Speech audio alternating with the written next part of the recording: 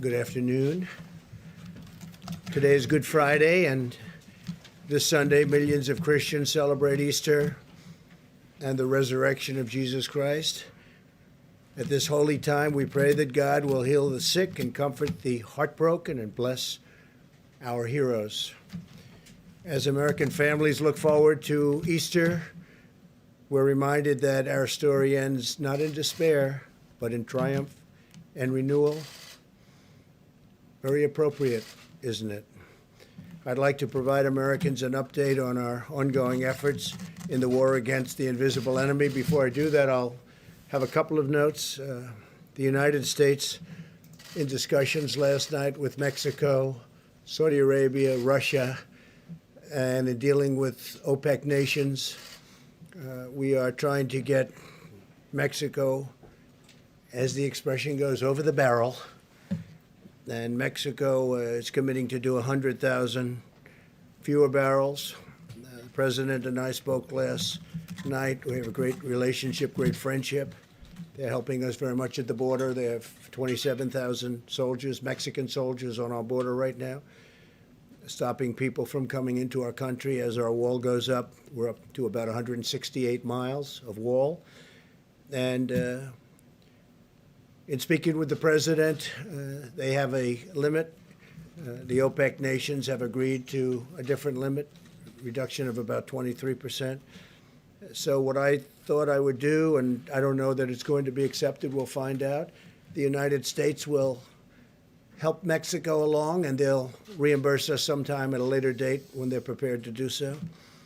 And we had a great conversation, but we'll find out how that all works out. As you know, they're trying to get rid of the glut of oil. There's a tremendous glut of oil, and we don't want anything to hurt our incredible industry. We're actually the largest producer in the world now, so we don't want anything to hurt those jobs, those great jobs in Texas and North Dakota and Oklahoma and everywhere. We have a tremendous energy, New Mexico, tremendous energy business, and we want to keep those jobs. So we're working on it. I think eventually it's going to work out. It may work out quicker than what most people thought possible, and maybe it won't, but it'll work out eventually.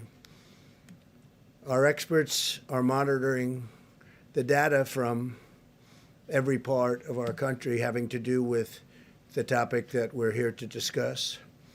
In the midst of grief and pain, we're seeing clear signs that our aggressive strategy is saving countless lives. Tremendous progress is being made, although when you look at some of the numbers, I just spoke with Governor Cuomo, we had a good talk. When you look at those numbers, the numbers of death, people that have died, it's so horrible. Now, on the other side, you have the numbers of beds being used, we were just saying, are substantially reduced. That's usually the sign that it's heading in the downward curve. So New York, we know where that is. But in the midst of all this grief and this pain, we're seeing these signs, and we're seeing them very strongly.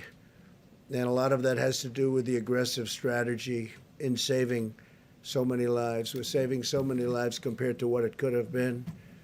So nobody knows what the number is, but we had a number of 100,000 lives. As many as that is, it's impossible to even think of it. And that was the low end, with a tremendous amount of work and a tremendous amount of, you can call it many different things. Our people had to be extremely strong and brave to be able to put up with what they've put up with. But the minimum, if you did this, social distancing, and every other aspect, and I think I can say 90%, maybe even more than that, we're able to do it. The minimum number was 100,000 lives, and I think we'll be substantially under that number.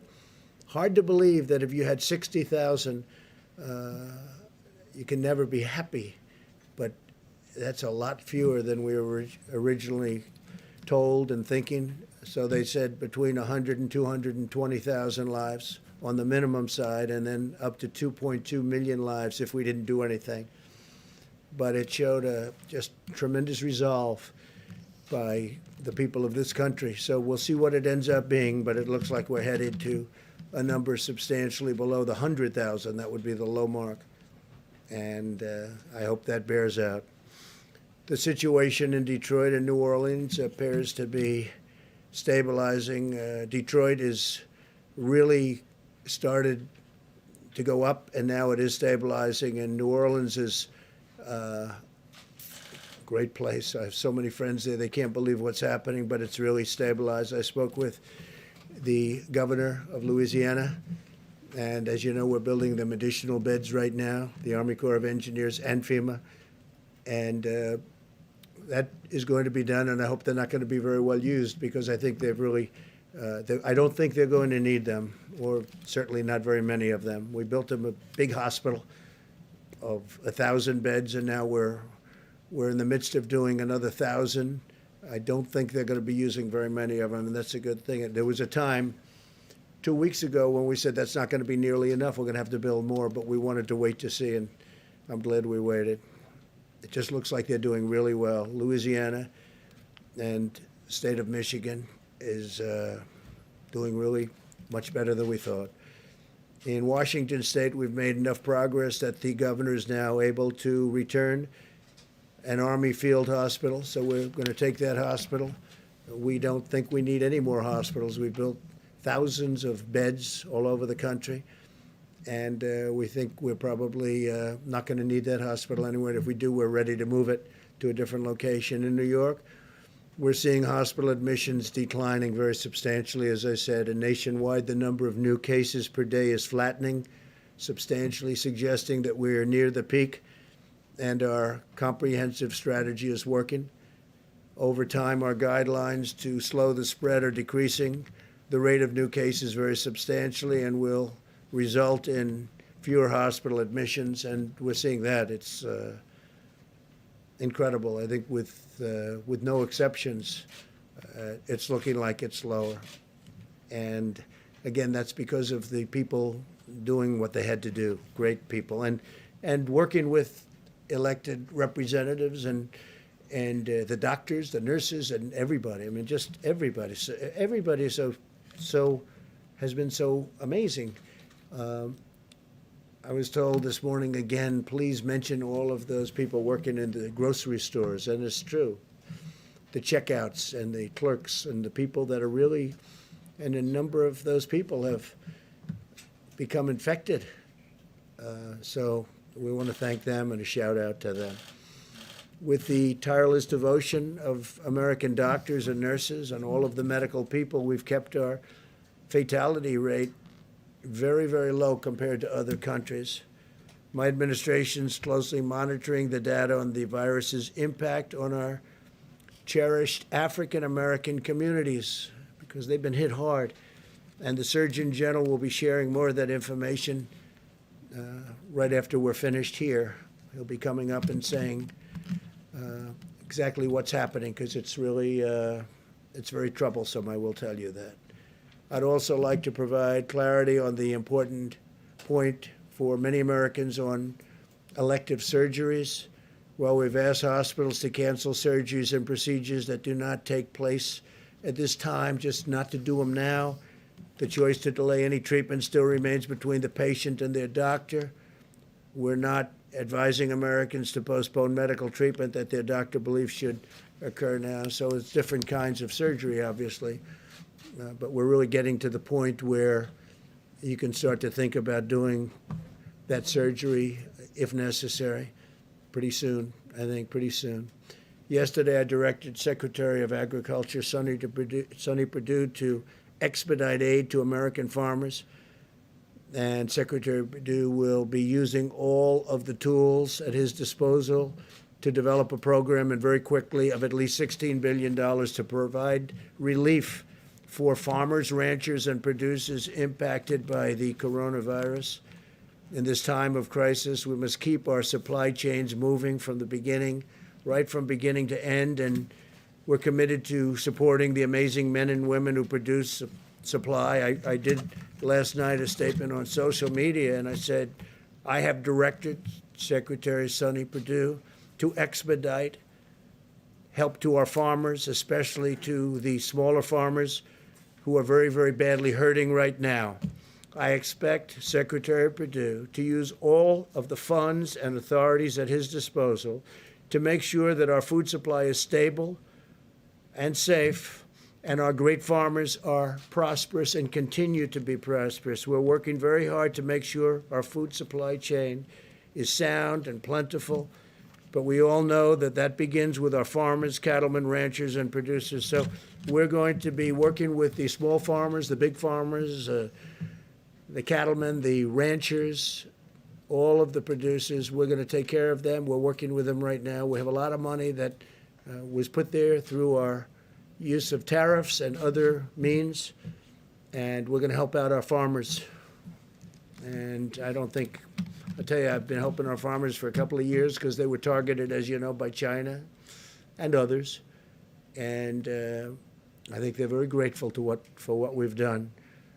On the medical front, the FDA has issued 47 emergency use authorizations for advancements in testing, new ventilator designs, innovations in personal protective equipment, and experimental medicines, and Dr. Hahn's going to be talking about that.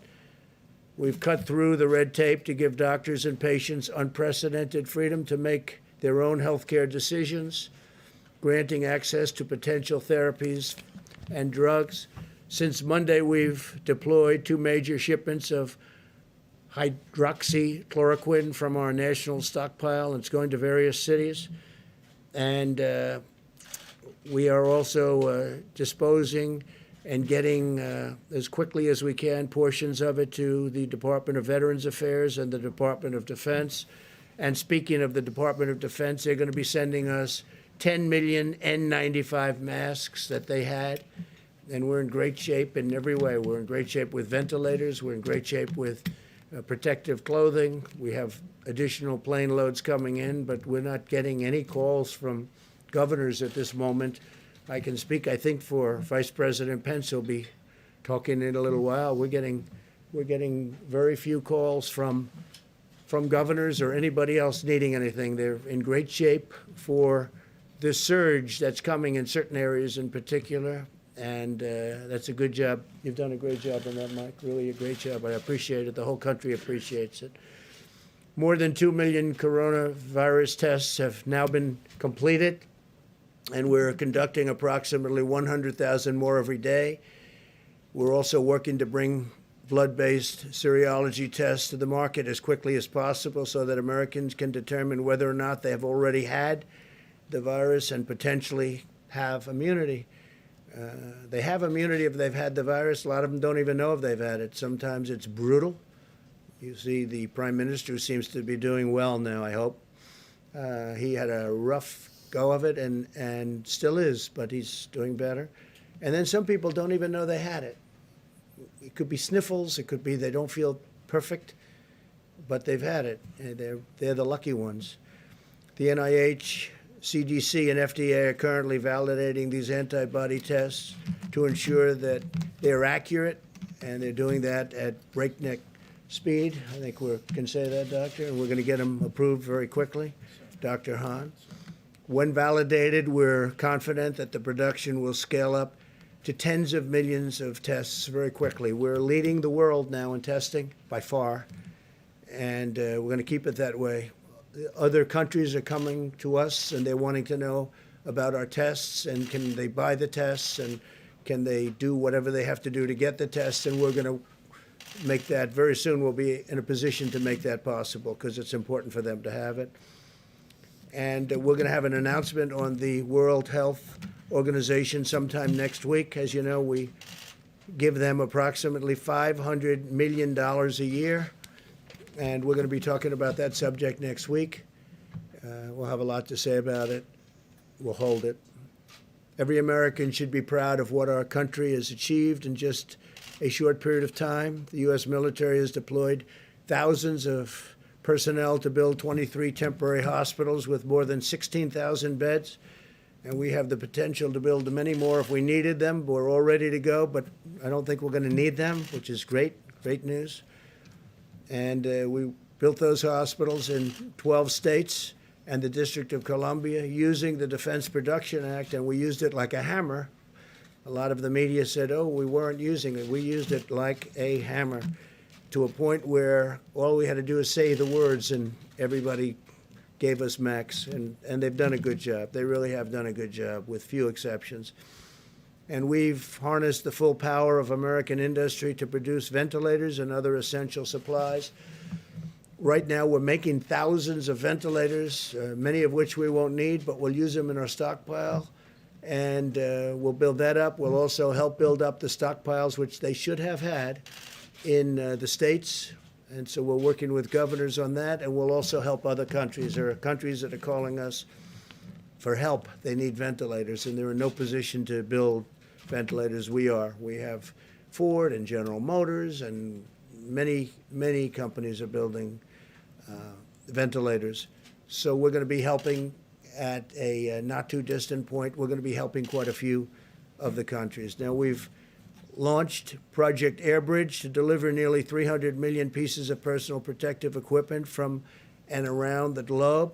We're also shipping out 60 sterilization systems to 10 different cities that can each sterilize up to 80,000 masks each day, and I'm even hearing it can go up to 120,000 masks a day, certain equipment with certain additions. It's a company in Ohio that makes it. It's a great company, great. I hear it's a great product, works very well. I asked that question. I said, how come we have to buy so many masks? Why can't we sterilize the masks that are being used? And the answer was you can.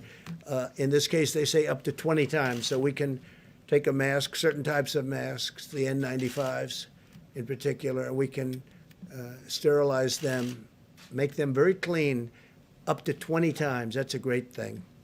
In addition, we passed the largest emergency economic relief package in American history to save the U.S. economy and protect the American worker. As you know, this past week, which was 4 active days on the stock market, Good Friday today is not included. The markets are closed.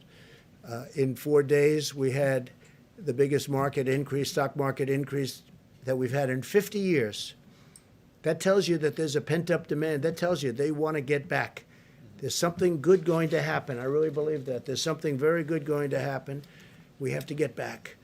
So think of it in this horrible period, this horrible, dark period where this monster came and worked its horrible, horrible spell over the world. 184 countries as of this morning. 184 countries. We've done well, and I guess the market thinks we've done well because we had the biggest stock market increase without one day. We're talking 4 days instead of 5 that we've had in 50 years. 50 years. Think of that. More than 50 years, actually. In short, the American people have launched the greatest mobilization of our society since World War II, deploying every scientific, governmental, medical, and military resource to defeat the virus. So I want to just start then with, we're going to answer questions later. We'll have time. I think we have a lot of time today. A lot of people are off, as they should be, Good Friday. So I'll stick around. We'll answer questions later. I want to start with Deborah Birx, please, Dr. Birx, and you can go over some of the numbers we just looked at, and that'd be great. Thank you very much, Deborah. Thank you, Mr. President, and thank you for outlining how well we are doing in a series of metro areas. What also has been encouraging for those of you who are watching epidemic curves every day, and I'm sure you are, and watching them in log phase, because that's how epidemiologists like to look at their curves, you can see for the first time that in the United States we're starting to level on the logarithmic phase like Italy did about a week ago. And so this gives us great heart that not only in specific places, but we're starting to see that change. Obviously, a lot of that is driven by the improvement in New York City. Remember, for a long time, they were over 50% of our cases and 50% of our new cases. That has dramatically changed because of the impact of what the citizens of New York and New Jersey and across Connecticut and now Rhode Island are doing to really change the course of this pandemic and really change the trajectory of new cases. We're seeing that what many states and metro areas were experienced as twofold and fourfold increases that went to twofold, that now those are going to 8 days between the doubling rate. Watching this every day gives us hope across these metro areas, from New York and New Jersey and all through Denver and, of course, through New Orleans. We still see cases occurring in the Boston area and in Chicago, but their rate of increase seems to be stabilizing. And we really want to call out the work of the mayors of Baltimore and the district and Philadelphia, who have really brought all of their health experts together, and working with their communities are starting to really change the curves in those areas. What we're seeing is we're united in social distancing, and that's been very encouraging to all of us, and it should be encouraging to the healthcare providers that are on the front line, many of which are serving our Americans with such dignity and respect and ensuring that everybody gets optimal care. And as the President noted, our mortality in the United States is significantly less than many of the other countries when you correct them for our population. And that is really solely the work of our frontline healthcare providers. And so working with, you can really, hopefully you get the theme today that we are incredibly proud of our public health leaders at the city level, at the state level, at the federal level, who are working together to really change the course of this pandemic, working with their citizens and their communities to make these changes. And the American public, who have really taken all of this to heart and stayed home. I know last week we really asked a lot of people in the Washington and Baltimore area to consolidate, not go out frequently to grocery stores or pharmacies. You can really see that that's having a huge impact. So it's really about the encouraging signs that we see, but as encouraging as they are, we have not reached the peak. And so every day we need to continue to do what we did yesterday and the week before and the week before that, because that's what in the end is going to take us up across the peak and down the other side. We continue to really applaud the work of California and Washington State and Oregon. We're learning from all three of those states, from their public health officials, about how they were able to keep the virus from ever becoming logarithmic. And I think that's an important lesson for all of us on how they did that, what the timing was in case we ever have to face this issue in the future. Thank you, Mr. President. Thank you very much, Deborah. Tony, doctor, please. Thank you very much, Mr. President. So again, just keeping on the theme that Dr. Birx had mentioned, this is the end of the week, that famous week that we spoke about last weekend, in which what actually was predicted to happen happened. We're starting to see the leveling off and the coming down that Dr. Birx had mentioned. But it's important to remember that this is not the time to feel that since we have made such important advance in the sense of success of the mitigation, that we need to be pulling back at all. I was actually heartened by the fact that we've been talking about the New York, New Jersey, New Orleans, and other areas where they have really big spikes. But there's other parts of the country, in the middle parts of the country, where they're concerned to make sure they don't get those spikes. And I really want to salute the governors of states throughout the entire United States, but particularly in the central part of the country, because the governors obviously see us in these press conferences. And I've had calls over the last several days from several of the governors, from Nebraska, Iowa, South Dakota, Utah. Just about an hour and a half ago, I spoke with the governors of Arkansas and Wyoming, who are really committed to make sure that they don't get into the situation where they're going to have spikes in their state. And they're doing the kinds of things that they don't get recognized because people don't talk about them much. But we have a big country. We have 50 states, and it's not only the big cities. So if we're going to pull out of this, we're going to pull out of it in the big cities, and we're going to pull out of it in those areas that aren't as densely populated. And I just want to give a shout out to them. They're doing an extraordinary job. I was really pleasant. I wouldn't say surprised, because I expect it of this country, but to hear what they're doing and the commitment that they're putting into making sure that we don't have the kinds of situations that we've experienced, unfortunately, in other areas. This is very important.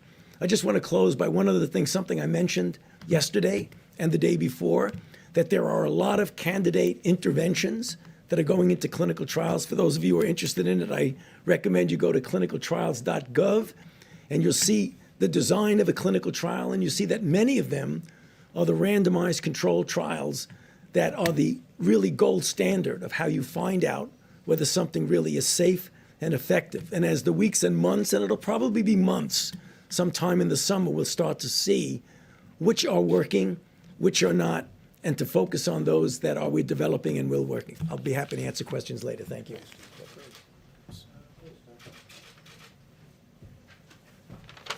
Thank you, Mr. President. The White House Task Force has been very focused on increasing the supply of personal protective equipment for our great providers. I was one of those providers a few months ago, and I can tell you nothing is more important than making sure they have what they need. So in order to increase the supply of N95 masks, FDA has worked with industry and has now authorized 2 companies who will supply machines to sterilize N95 masks. Admiral Polovchek and FEMA are purchasing on behalf of U.S. government 60 sterilization machines, as mentioned by the President, and they will be positioned around the country to increase the amount of supply of N95 masks. Each machine will be able to sterilize 80,000 N95 masks per day, and we hope to actually increase that further.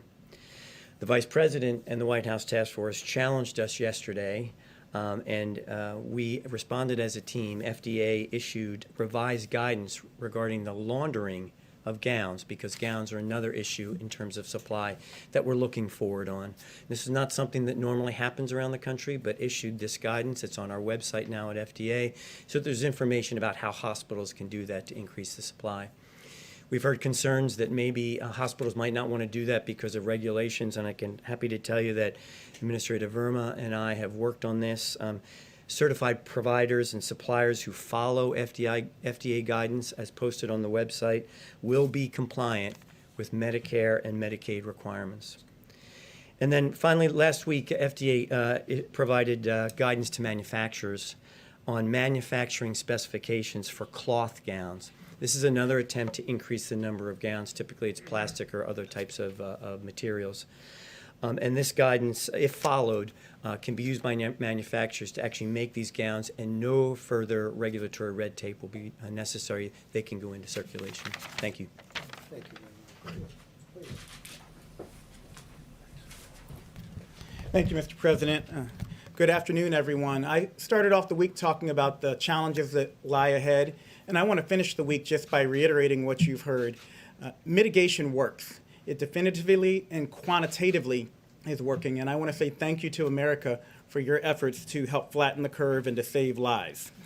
But at the President's direction, yesterday I met with 2,000 Hispanic leaders from their communities, and today the Vice President led a phone call that I was on with hundreds of African American leaders, including the Reverend Jesse Jackson, including Derek Johnson of the NAACP, including the National Medical Association and the Black Nurses Association, to talk about some of the alarming trends we're observing regarding the impact of COVID-19 on communities of color.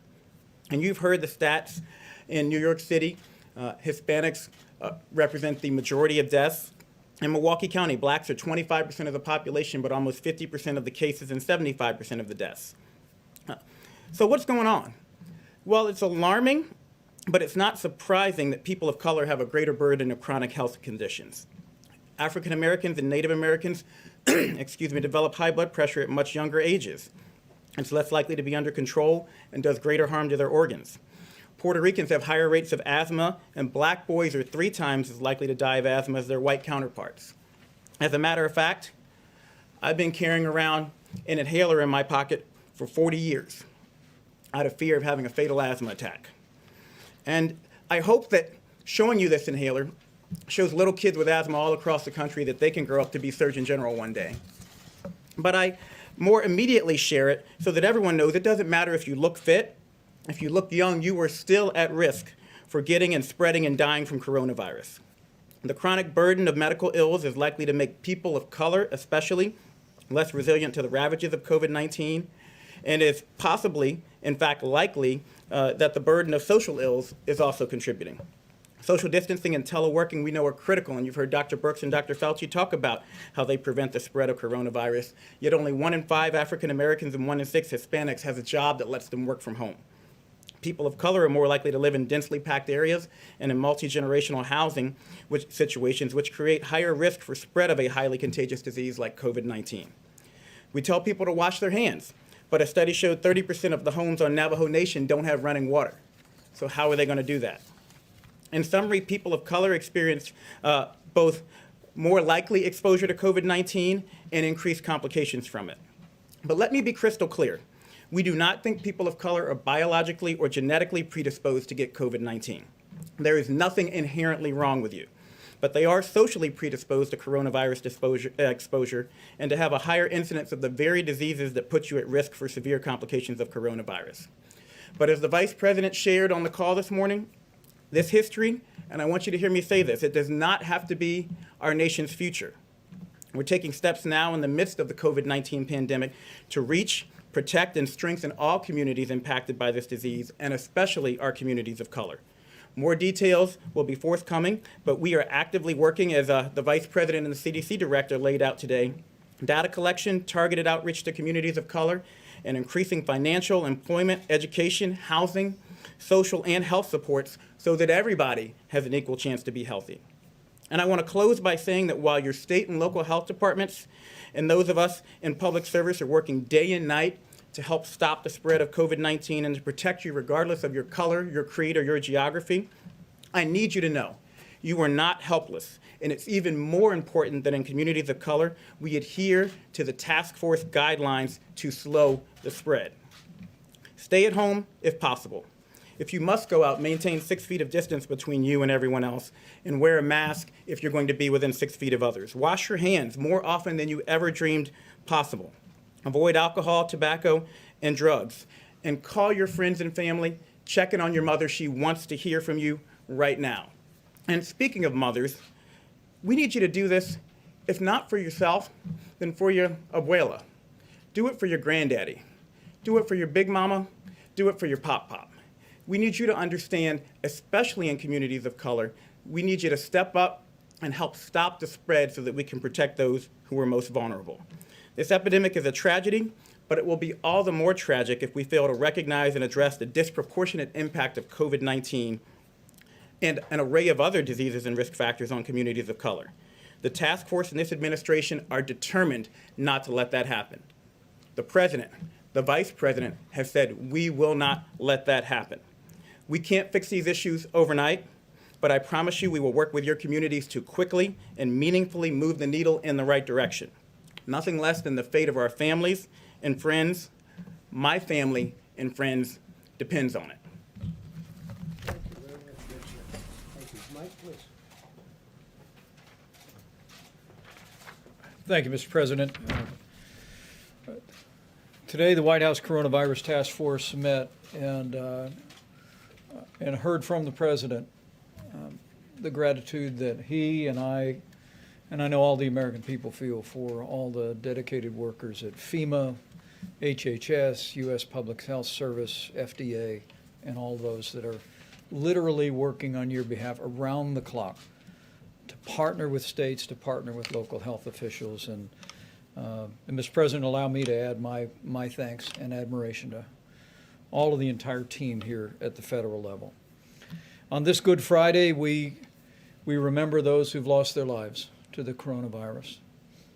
We remember their families, our dedicated healthcare workers, and our first responders. And we do well on this special day for Christians across this country to remember them in our prayers.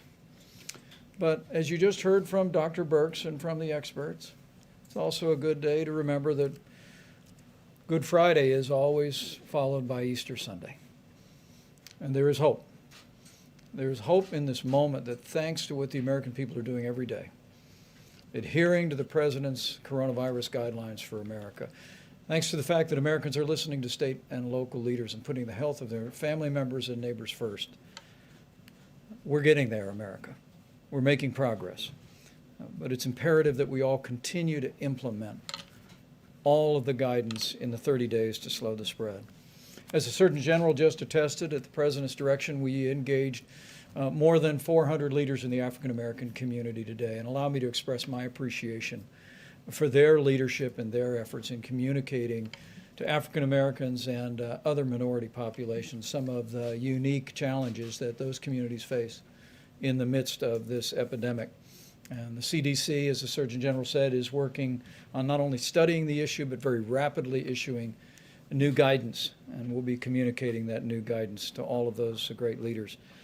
On the subject of testing and supplies, the President gave a great amount of detail. More than 2.1 million tests have been performed, and we continue to work very, very closely with FDA and suppliers around the country to expand the ability of testing. And you just heard Dr. Hahn reflect on the fact that very soon we will have an antibody test that Americans will be able to take to determine whether they ever had the coronavirus.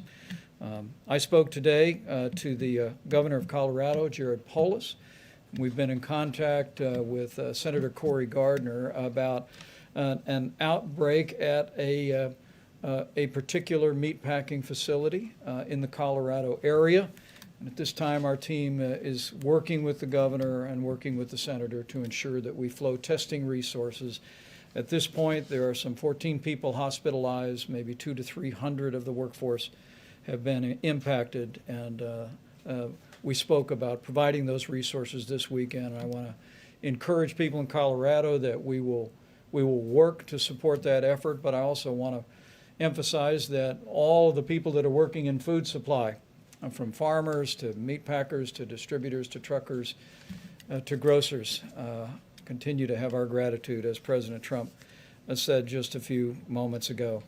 On supplies, more than $5 billion have been obligated to the states. 29,600 National Guard have been activated. And at the President's direction, more than 4,700 active duty military personnel have been deployed, medical military personnel in 9 states, focusing on the areas of most significant epidemic. Air Bridge, 26 flights have been completed. 4 flights are scheduled to arrive today, bringing 250,000 gowns, 25 million pairs of gloves. 54 more flights are scheduled, literally bringing in supplies from around the world. Finally, let me say, as we go into this very special weekend, into Easter services, I know I speak on behalf of the President when I say how grateful we are to all of the churches that have been there, and their ministries have been working under great difficulty to continue to provide for the needs of your members. There have been food drives, there have been phone calls, and ministry has continued, and we are grateful for the role on this Holy Week that our churches, our synagogues, and all of our houses of worship have played. On their behalf, allow me to remind you that even if you're not in the pew this Easter Sunday, if you are able, it's still a good idea to give, because those ministries continue to go forward, and we encourage you. We encourage you to continue to support them. We also want to say very respectfully to all the church communities around this country and all the places of worship to continue to heed the guidelines issued in the President's coronavirus guidelines for America. We know it's difficult in this time of year, particularly, Mr. President, to avoid gatherings of more than 10, but we're grateful that so many churches, synagogues, and places of worship have done just that, and we urge you to continue to do it. And to my Christian brothers and sisters across the country, let me encourage you with the words. We should all remember that Jesus said, wherever 2 or more are gathered, there he is also. And so you can worship, you can celebrate Easter, and know that you'll be blessed in so doing, and you'll be serving the nation. Thank you, Mr. President. Great job. Thank you. Okay, it's Good Friday. Let's be nice. Okay, let's be real nice. Yeah, please, go ahead. Thanks, Mr. President. Can you clarify a little bit what the U.S. offered to Mexico in order to agree to that oil deal? And then also go into detail about what you spoke about on oil with President Putin this morning. So all of the OPEC nations met, and others, and they're all agreeing to cut back because there's a tremendous glut. We're filling up our strategic reserves. We don't even have room to store it. In fact, they're using ships to store oil. There's never been anything like this. It was being overproduced to start off with, and then you had the virus, and that took off 40% right there. So we have there's a lot of oil like nobody's ever seen before. It's good in many ways, and depending on where you are, who you are, it's bad. We have a tremendous energy business with hundreds of thousands of jobs. We're doing great. Number one in the world. So they all got together and they said, we're going to cut it because we have to get rid of this tremendous supply. Now, the good news is gasoline prices, I'm seeing 90 cents, 85 cents in different parts of the country a gallon. Nobody's ever seen that. I guess you have to go back to the 1950s where they had the big, large dollar bills. Remember? You don't remember. You're too young. But the fact that you have to go back a long ways to see it. So there's some good. The airlines are trying to come back. Having low fuel costs is good for them, and other reasons. Steel manufacturing, but a lot of the steel goes to building what we do for the oil and engineering firms. So, you know, that's a double-edged sword. But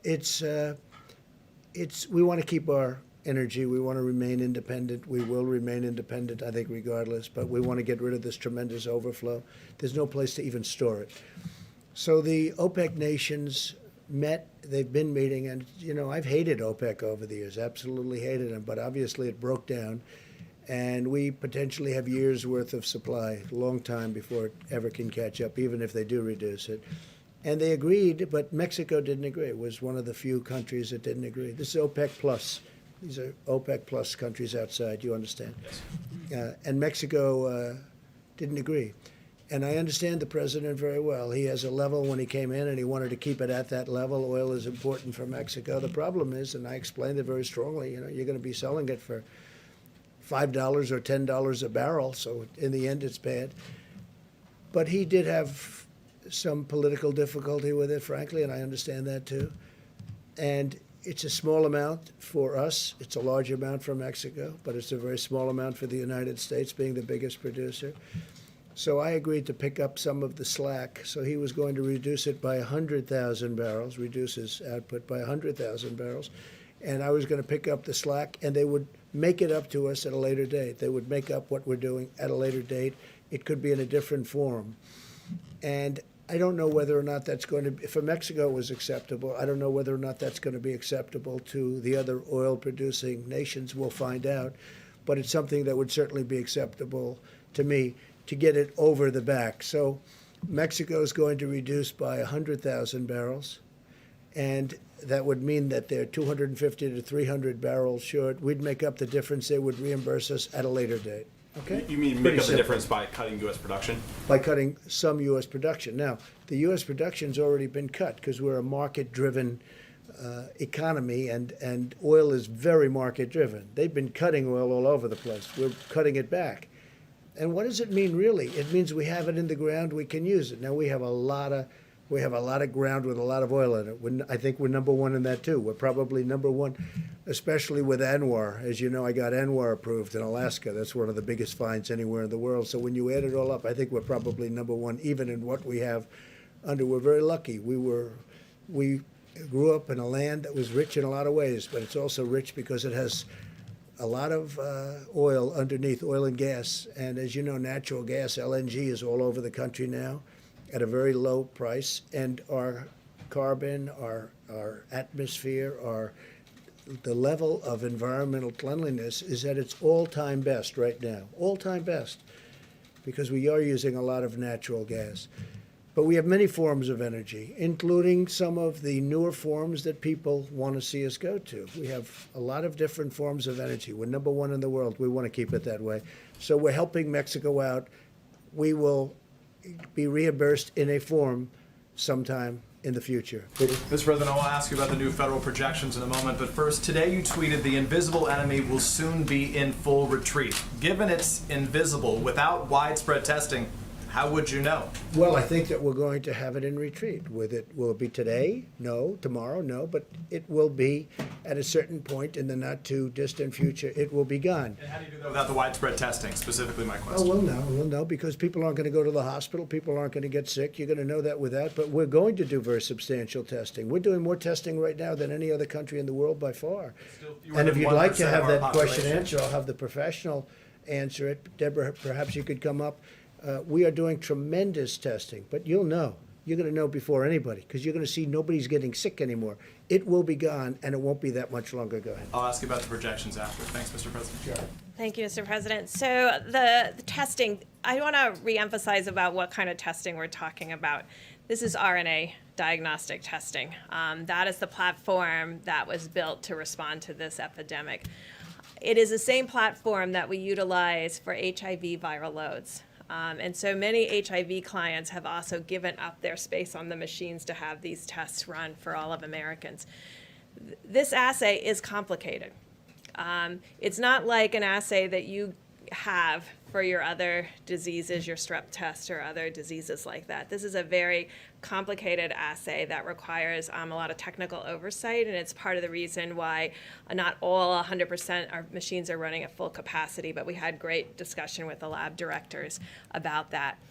Every day more are brought online, and so, but I think we have to create expectations of what the daily test rates will be. Last year, we probably did 3 million HIV viral loads or 4 million HIV viral loads as a country. We've done over almost 2.2 million in 4 weeks. So this is unprecedented in what we have to do. I think that's why we're working very hard for 2 pieces, and I want to make sure that people understand testing is just part of our strategy. The other part of the strategy has to be this syndromic and influenza-like illness where there's an alert to an illness, and so that we're surveying where we know the most vulnerable cases have appeared. And the great call that I had with the mayors and with the health officials yesterday and mayors today, a lot of the rural areas, their primary, and as it was in Washington and California, was at the nursing homes. So the issue is to build a testing strategy that speaks to our strengths, of laser focusing a strategic approach to testing when we know what our volumes are, and they increase every day, but we have to be realistic about what the volumes will be a week, 2 weeks, 3 weeks from now, and combine that with strategic surveillance so that we're testing symptomatic people and their contacts very quickly to go back to contact tracing, utilizing our complete strategy. And I think we're very much interested, and it's why the president 3 weeks ago really put us on getting an antibody test. And I think I called from the podium for our university colleagues and hospitals to begin an ELISA-based test because that's a blood draw, but we really wanted a finger prick to make it easy and deployable. That's what's being worked on now. Of course, we don't want to promise until we have it, because I think we deserve that. The American people deserve that, to have a test that is efficient to let people know who's been positive for immunity. That's critical to epidemiologists and public health officials, to know what the penetrance of a virus was into a community when all you're seeing are the serious cases and testing the most symptomatic. And so that's a question that we still have. Is this the tip of the iceberg, or is this half the iceberg or 3/4 of the iceberg, what we have seen to date? And we have, I just want to complete the thought by saying, in the areas where we had an outbreak, these large metros, Louisiana, Denver, Detroit, Chicago, New York, New Jersey, but per capita, we've done more tests than any other place in the world. That was intentional. We focused the test where the need was the greatest and the burden of disease the greatest. And now we're trying to really see how strategically that very valuable resource can be utilized around the countries to create a mosaic of testing combined with surveillance. Can I ask you about the new federal projections? There's new reporting today that new federal projections suggest lifting. I'd like to ask you. I'd like to ask you, if I can, about the new federal projections that suggest lifting the 30-day shelter-in-place orders would lead to a spike in infections. Have you seen those new projections from your Department of Homeland Security and HHS? I have not. When did they say this would take place? When? They said that it would take place if the 30-day shelter-in-place were to be removed. There are 3 different examples. We'll talk about that. Doctor, would you like to talk Does that about that? impact your thinking, though? That those... seen it. I haven't. They haven't seen it. I guess you're saying I guess they leaked it to NBC. Huh? They didn't leak it to us. It's being reported by Nobody's others. seen it, and they're the ones that do it. It's your administration, so I asked. It's from the HHS and DOJ. Yeah, I'll circle back. We'll and find out about it. They don't know about it. So in You want to terms, say something, Seneca? First of all, Peter, I haven't seen that, so I can't quote on that. But yeah, reported within the that's last okay. 2 I still haven't seen it. I've been in here all day. I'm just saying, I'm just telling you what I know. So what I think that they're talking about is that whenever you pull back, you would expect that you might start seeing cases. And what we've been talking about, what Dr. Birx has just mentioned, is that when you see that, that's where you want your resources to be able to very efficiently, in real time, identify, isolate, and contact trace.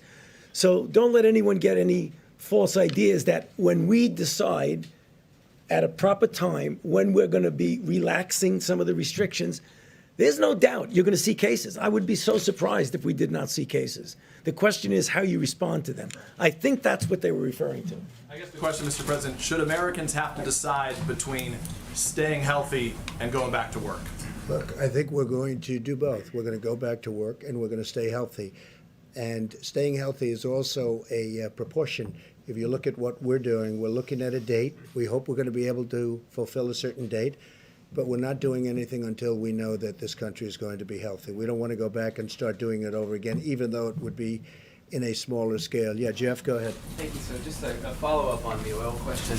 The president of Mexico said that you had agreed that the U.S. would cut production by 250,000 barrels per day. Is that what you agreed to? Yes, we would, which we've already done, by the way, but we would agree to a reduction cut. They would agree to do something to compensate us in the future. Okay? Do you make any assurances to Saudi Arabia that you, the United States, would not bail out oil drillers here? We didn't discuss that with Saudi Arabia. We just discussed the numbers, and we discussed who's opposed and who's not, and pretty much everybody is in favor of it because they're getting clobbered. They're all getting clobbered. All of those countries are having problems. If you look at Saudi Arabia, that's their source of income, primary source of income by far. So they want to do it. Russia wants to do it. The OPEC nations want to do it. They all want to do it. So we'll see what happens. There's a difference between wanting to do it and doing it. Yeah, go ahead. OAN in the back. Thank you, Mr. President. This is a national security question back to Venezuela and China. Venezuela, this morning. go ahead. Your administration has placed a $15 million bounty on Venezuela's Nicolas Maduro. And we have news this morning that President Xi is talking with Nicolas Maduro, expressing his financial support for Maduro. So 2 questions. 1, have you discussed with Dr. Xi, or President Xi, the U.S. policy on Maduro? And 2, how does this affect U.S. policy with regards to its war on anti-narcotics? We will not be happy if that takes place. I have not spoken to President Xi of China about Venezuela, about that aspect of Venezuela. But if that took place, we will not be happy. Okay? I will not be happy. Are you concerned that he's opening up I'm another concerned financial about avenue? everything. I'm concerned about everything. That's why I don't sleep a lot. I get myself concerned about everything, but I would not be happy about that. Go ahead. Mr. President, getting back to Peter's question, a variation of that question, your doctors who are gathered here seem to be in doubt as to whether or not the country can reopen on May the 1st. If they come to you before May the 1st and say the country is not ready, or huge parts of the country are not ready to reopen on May the 1st, will you listen to them? I listen to them about everything. I think they're actually surprised. I have great respect for these people, all of them. You look, and others that are working with us. I have great respect for this group. In fact, I told Tony Fauci, I said, why don't you move to New York, run against AOC, you will win easily. But he decided that he's not going to do that. Okay. I kid, by the way. You know that. Some of your allies have been bashing these doctors. Would you tell them to cut it out? I can only say this. I have tremendous respect for these people, and we've done very well. And when you look at us compared to others, we're a big nation. When you look at us compared to others, when you see how we've taken testing from a broken system that I inherited to having the best tests that anyone's made anywhere in the world, and other countries are calling us, wanting to use our technology, I have great respect for these people. I'm never saying bad about these people. If they come back to you, sir, and say, before May the 1st, we can't open on May the 1st, do you listen? I will certainly listen. I will certainly listen. You take that There are two advice. sides. Remember, I understand the other side of the argument very well, because I look at both sides of an argument. I will listen to them very carefully, though. Please, go ahead. Thank you, Mr. President. You may have seen this, but J.P. Morgan came out with a forecast about GDP growth in the second quarter. They're saying a 40% decline in the second quarter of this year. Do your economic advisors share that view? I think my economic advisors are interested in the third quarter and really the fourth quarter. And I think we have a chance to do record fourth quarter numbers because there's a tremendous pent-up demand. And you see it this week. I mean, what reason would there be other than faith in us and in this country faith in this group and me and our vice president and everybody. Governors, perhaps, you can add them into it also. What reason would there be for, in a shortened week, 4 days instead of 5, to have the biggest stock market gain in over 50 years? So I think that, to me, there's a sign. Hey, look, with all we've been down, I mean, we've never been hit. I don't know, has this country ever been hit like this? Probably not. 1917, but that was different, and it was a different time. And frankly, Europe took the brunt of it. We didn't, but it was a terrible time also. But probably never been hit like this, right? Somebody was saying, in fact, I was speaking with Governor Cuomo about it, because we were in New York City, a place we love, New York State, with the World Trade Center. And that was approximately 3,000 people. Well, we've doubled that in this same area. We've doubled that, more than double it, substantially more. And it's obviously going. We had our highest number yesterday and the day before. Okay, with all of this news, what would lead you to believe that we're going to have the best stock market week, shortened week, in 50 years? Almost broke the all-time record. You know what that is? That's a pent-up demand. Now, that's my opinion. The other thing is we're doing tremendous stimulus plans. And despite what you're reading, there's back and forth, but we are getting along with the Democrats. They want to see something happen. We have to help our workers. We have to help our small businesses. We have to help our restaurants. I think deductibility will be great for entertainment, restaurants, all of that. Look, I think with the stimulus, with the people, with what we've got going, with all of the things, we're going to be meeting with the airlines over the weekend. We have a great plan for the airlines. We've got to keep the airlines going. It's never been a great business, but it's a very vital business for the country. We're going to be meeting with Boeing. We're going to be meeting with a lot of companies that are great companies and were great companies a short while ago. I mean, we can't let anything happen to Boeing. It's, got so much potential. You talk about potential. Can anything have more potential than that? So we have a lot of very exciting things taking place. We have tremendous plans. We have tremendous stimulus. And I think we have a chance to do really well. So this quarter isn't the quarter I'm looking at. Third quarter, we start to think about it. And I think fourth quarter is going to be at a level that maybe we haven't seen before. I think our country, with the stimulus, with all that we've been through, we've learned a lot. Don't forget, we've learned about pandemics and epidemics. We've learned a tremendous amount. And with all that we've learned, as an example, we're making ventilators. We have thousands of them being delivered in the very near future. We have countries calling us, can we have ventilators? That would have been an unthinkable call. I wouldn't know what to say. They have people dying, but we needed them for ourselves. We have plenty before the surge. In New York, they need far fewer hospital rooms, or far fewer hospital beds in particular, than we thought. And I have to say, Dr. Birx told me that 4 weeks ago, 6 weeks ago. Remember, you said, that number's too high. We don't need that many. And based on what she said and others, we did what we had to do. We actually gave the maximum. We built Javits. We sent the ship in. We then made the ship COVID because, there weren't a lot of people on the roads. You didn't have the accidents that we thought, other unrelated accidents. Nobody driving. Normally you have a lot of car accidents. You have a lot of motorcycle accidents. You have people going to the hospital. We didn't have that. We had almost none of it. So a lot of things have happened. I think we have a chance to be stronger than before. I really do. I think the stimulus is very important, what we're doing. I think it's very, very important. Please, go ahead. Mr. President, may I ask you about credit and debt as well? Yeah. Many American individuals, families have had to tap their credit cards during this period of time, and businesses have had to draw down their credit lines. Are you concerned, Mr. President, that may hobble the U.S. economy? All of that debt, number one. And number two, would you suggest to credit card companies to reduce their fees during this time? Well, it's something that we've already suggested. We're talking to them. Business interruption insurance. I'd like to see these insurance companies. You have people that have paid. When I was in private, I had business interruption. When my business was interrupted through a hurricane or whatever it may be, I'd have business where I had it. I didn't always have it. Sometimes I had it. Sometimes I have a lot of different companies. But if I had it, I'd expect to be paid. You have people, I speak mostly to the restaurateurs, where they have a restaurant. They've been paying for 25, 30, 35 years, business interruption. They've never needed it. All of a sudden they need it. And I'm very good at reading language. I did very well in these subjects, okay? And I don't see the word pandemic mentioned. Now, in some cases it is. It's an exclusion. But in a lot of cases, I don't see it. I don't see reference, and they don't want to pay up. I would like to see the insurance companies pay if they need to pay, if it's fair. And they know what's fair, and I know what's fair. I can tell you very quickly. But business interruption insurance, that's getting a lot of money to a lot of people. And they've been paying for years. You know, sometimes they just started paying. But you have people that have never asked for business interruption insurance, and they've been paying a lot of money for a lot of years for the privilege of having it. And then when they finally need it, the insurance company says, we're not going to give it. We can't let that happen. Please, go ahead. Thank you, Mr. President.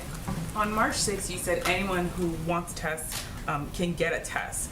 Now you're saying that you would be open to reopening the government without having a national testing system. How do you square those two statements, given that there's still issues with testing going forward? And how can you tell people that they're not going to have their lives put at risk? I got it. There's not a lot, and it's a good question. There's not a lot of issues with testing. Certain sections of if we go to Iowa, we go to Nebraska, and interestingly, Idaho is very interesting because they had a few breakouts, small breakouts, but they're very, very capable states, and they're big distances, a lot of land, a lot of opening. You don't need testing there. You know, where you have a state with a small number of cases, some states with almost none. West Virginia hung in for a long time, as you know, with none for a long time. So when you have that, you don't need testing. You don't have to test every person in the state of Iowa, as an example.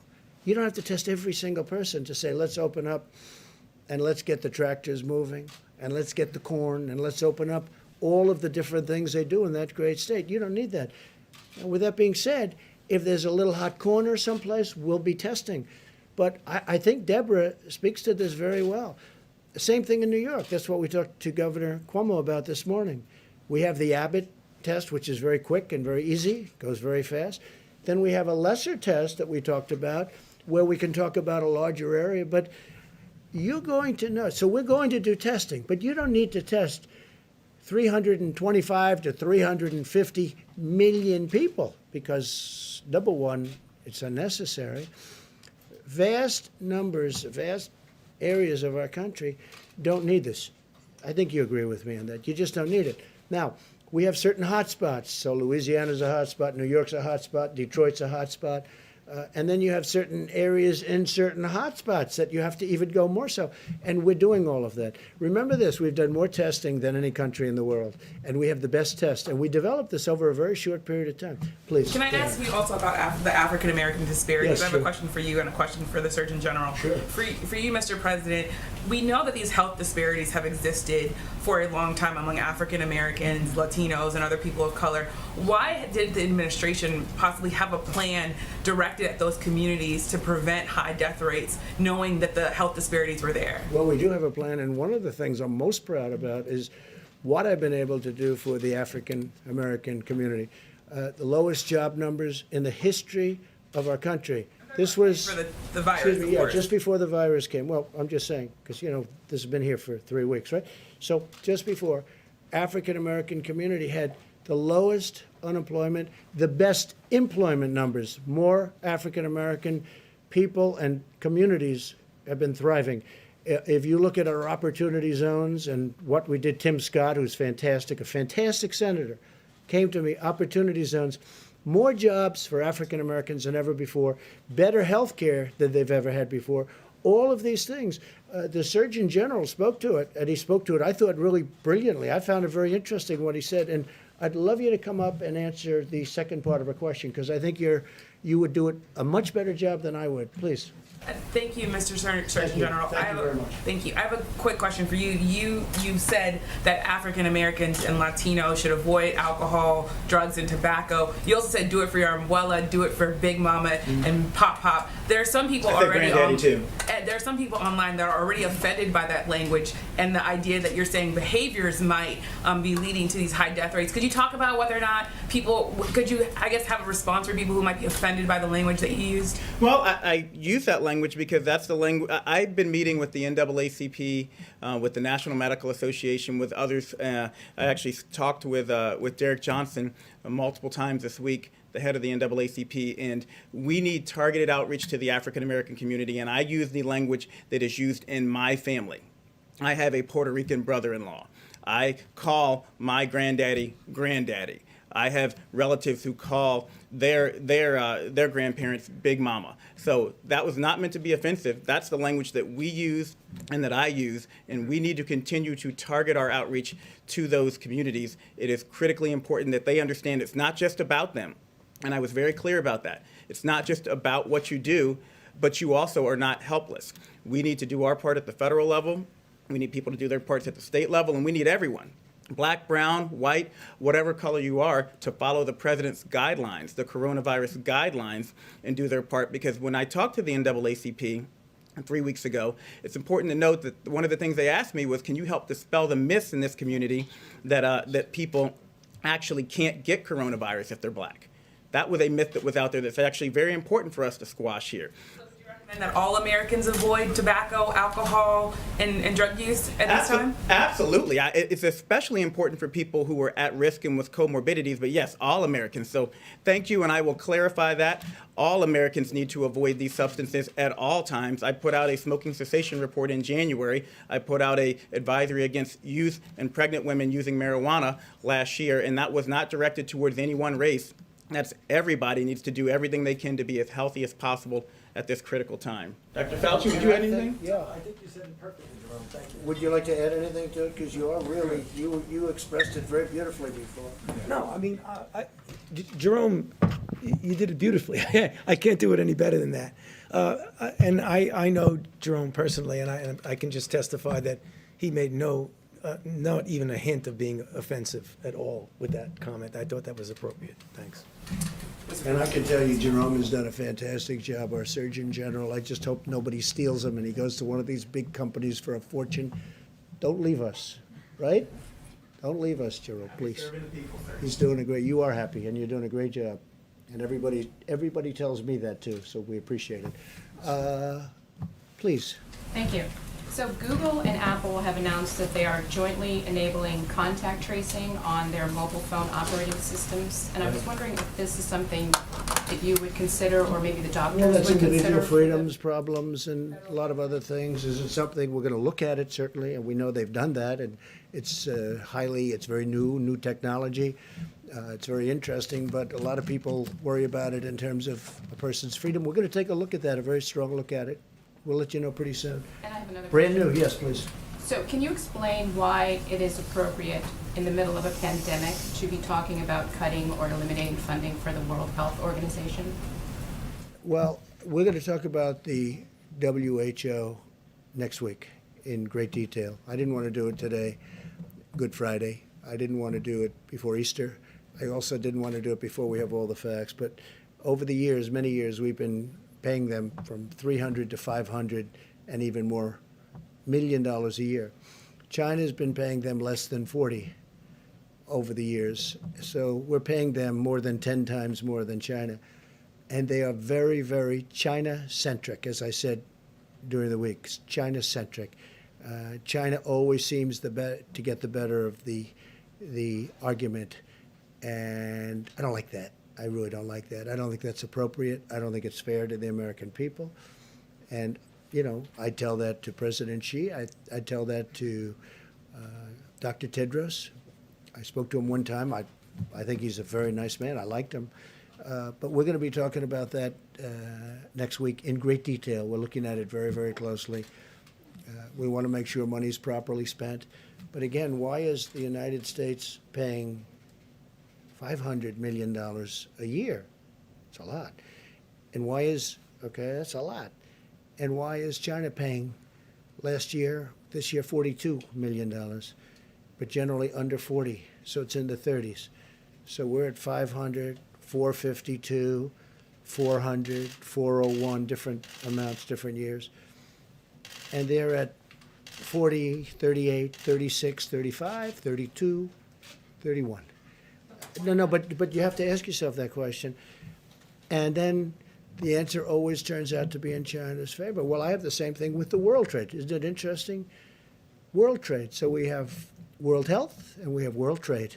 So we have the World Trade Organization. And until I came along, we were losing cases, so many cases, it was ridiculous. We were always losing these cases, I mean, almost every case. And now we're winning cases. We just won $7 billion because they know I'm not going to put up with it. China has been unbelievably taken advantage of us and other countries. You know, for instance, they're considered a developing nation. I said, well, then make us a developing nation, too. They get big advantages because they're a developing nation. India, a developing nation. The United States is the big developed nation. Well, we had plenty of development to do, okay? And now we're winning cases because they know that if we're not treated fairly, I'm going to pull out. Now, you never heard this before because nobody ever talked about the World Trade Organization, but the World Trade Organization has treated us very unfairly. But they know I'm not going to put up with it because all of these countries are taking advantage of the United States. Now, in the courts and the court system, we're not approving new judges over the last year and a half. We're not going to approve them. And Bob Lighthizer is working very hard on that. But we had always a minority position, meaning numbers of judges. So we'd have a minority number of judges. I said, how do you win with a minority number of judges? But all of a sudden we're winning. And the reason we're winning is they know if they don't treat us properly, and we won $7 billion just this very recently, and the money is pouring in. And we've won other cases too. We've won a lot of cases.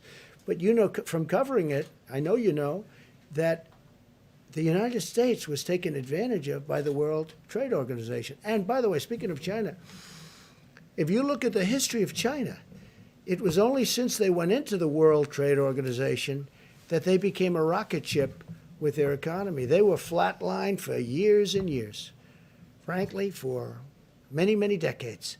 And it was only when they came into the World Trade Organization that they became a rocket ship because they took advantage of all the rules. I'm not even blaming them. I'm saying how stupid were the people that stood here and allowed it to happen. But we don't allow that to happen. And if they don't treat us fairly, we'll leave. But now we're starting to win cases. How about somebody new for a change? Come on, go ahead. President, as many schools and school districts are closing across the country, Florida Governor Ron DeSantis has not ruled out closing or opening out schools in May, saying that many kids are not vulnerable to this disease. Do you agree with that assessment? And do you believe that would you recommend that schools open up and to those states that have? Well, I have a lot of confidence in Ron DeSantis, a lot of faith in Ron DeSantis to make the right decision. He's doing a great job as governor. Ron DeSantis, I had read where he's thinking about opening up the schools earlier than the date, the end of the month. I'd have to look at the numbers. But again, you know, I like to allow governors to make decisions without overruling them. Because from a constitutional standpoint, that's the way it should be done. If I disagreed, I would overrule a governor, and I have that right to do it. But I'd rather have them, you can call it federalist, you can call it the Constitution, but I call it the Constitution. I would rather have them make their decisions. But he's made a lot of good decisions. And he hasn't said he's going to, but he's thinking about it. So I'll take a look at it. If I can ask a follow-up to one of the doctors, if you allow children back in the schools, you know, wouldn't that pose a threat to spreading the virus even further to some of those vulnerable? Well, I think the answer is obvious, but if you want either, would you want to just talk about that, maybe? Tony? Kicks me up here, right? I know. I think we know the answer to that.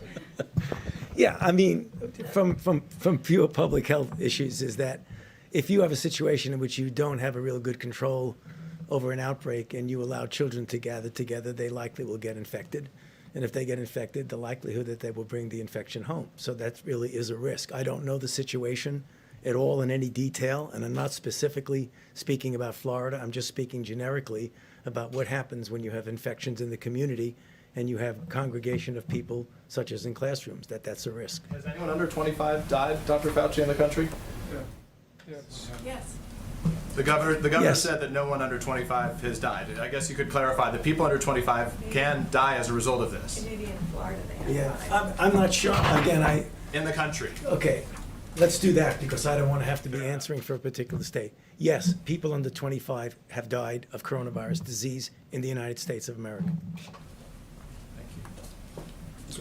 If you reopen the country in May and there's a new outbreak or a spike in infections, are you open to the idea of shutting the country down again? Depending on the outbreak, yeah. You would be open. Depending, I mean, and that's happened, as you know, in a couple of countries. You know what I'm doing? I'm watching other countries. In many cases, they're ahead of us from the standpoint that it attacked them before us. It hit them first. And I'm watching what's happening with respect to certain other countries, some of them obvious, some of them less obvious, and what they're doing and the success that they're having. And that's going to play a large part of the role. We're also setting up a council of very, very great doctors and business people. We're going to be announcing it on Tuesday. Of some great people. The Economic task force. There's a second task force? This is beyond economic. This is really, I call it the Opening Our Country Task Force or Opening Our Country Council, so we don't get it confused with Mike's task force, which has done so great. And we're going to have the great business leaders, great doctors. We're going to have a great group of people. We'll probably do it by teleconference because we don't really want them traveling in for their own purposes. I don't think it would look good also, but we don't want them traveling in. So we'll do teleconference. We did one the other day with the banks, and it was very successful, the teleconference itself. And we'll be announcing names on Tuesday who's on that. And that'll play a role, but ultimately I have to make that decision. And then I'll have to make a decision. Do we close a little area that's a hot spot? I do say this, Jim, I want to get it open as soon as possible. This country was meant to be open and vibrant and great, not where people are, staying in. Are you determined to do I'm May not. 1st? I would love to open it. I'm not determined anything. The facts are going to determine what I do. But we do want to get the country open. So important. So I'll have a task force. I'll have a council. It's going to be announced on Tuesday with names that you have a lot of respect for, a lot of great names, different businesses, different people. Bipartisan? Bipartisan. I didn't even ask. I mean, honestly, I think it's bipartisan. The one thing I didn't ask, are you Republican or a Democrat? Hard to believe, but I didn't ask. So it would be. And I want their views on what they think. Also, very important, different parts of the country. Because you go to the Midwest, it's different than perhaps the East Coast or the West Coast. Now, the West Coast, those numbers are really pretty amazing on the West Coast. Very interesting. So we're going to be announcing that in a very short while, probably Tuesday. Go ahead, please. Thank you, Mr. President. Government officials in Latin American and Caribbean nations, Bahamas, Cayman Islands, have been saying that U.S. authorities are blocking the shipment of PPE in certain cases, and I'm wondering if you could speak to that as well. What is they're the doing, cause? we have a tremendous force out there, naval force, and we're blocking the shipment of drugs. So maybe what they're doing is stopping ships that they want to look. We're not blocking. What we're doing is we're making sure we don't want drugs in our country, and especially with the over 160 miles of wall, it's getting very hard to get through the border. They used to drive right through the border like they owned it, and in a certain way they did. They could drive right. They had human trafficking. They had, all of a sudden they have a powerful wall up, and they're not driving through that wall. That wall is tough, and it's also loaded up with equipment, cameras and sensors and everything you can think of. On top of that, we have drones flying back and forth over it. So it's a very powerful barrier between Mexico and the United States. A lot of people, though, what they're doing now is they're trying to come in through the waterways, whether it's the Gulf or the ocean itself. And what we're doing is we're being very tough, and we're being tough because of drugs and also human trafficking. And remember, the human trafficking is mostly females. It's mostly females. It's horrible, and what we're seeing is horrible. But you have we have a human trafficking problem worldwide, the likes of which, you think of it as an ancient thing. It's not ancient. It's bigger now than it's ever been before over the last 10 years because of the Internet. The Internet made human trafficking to the extent that it is now, which is massive.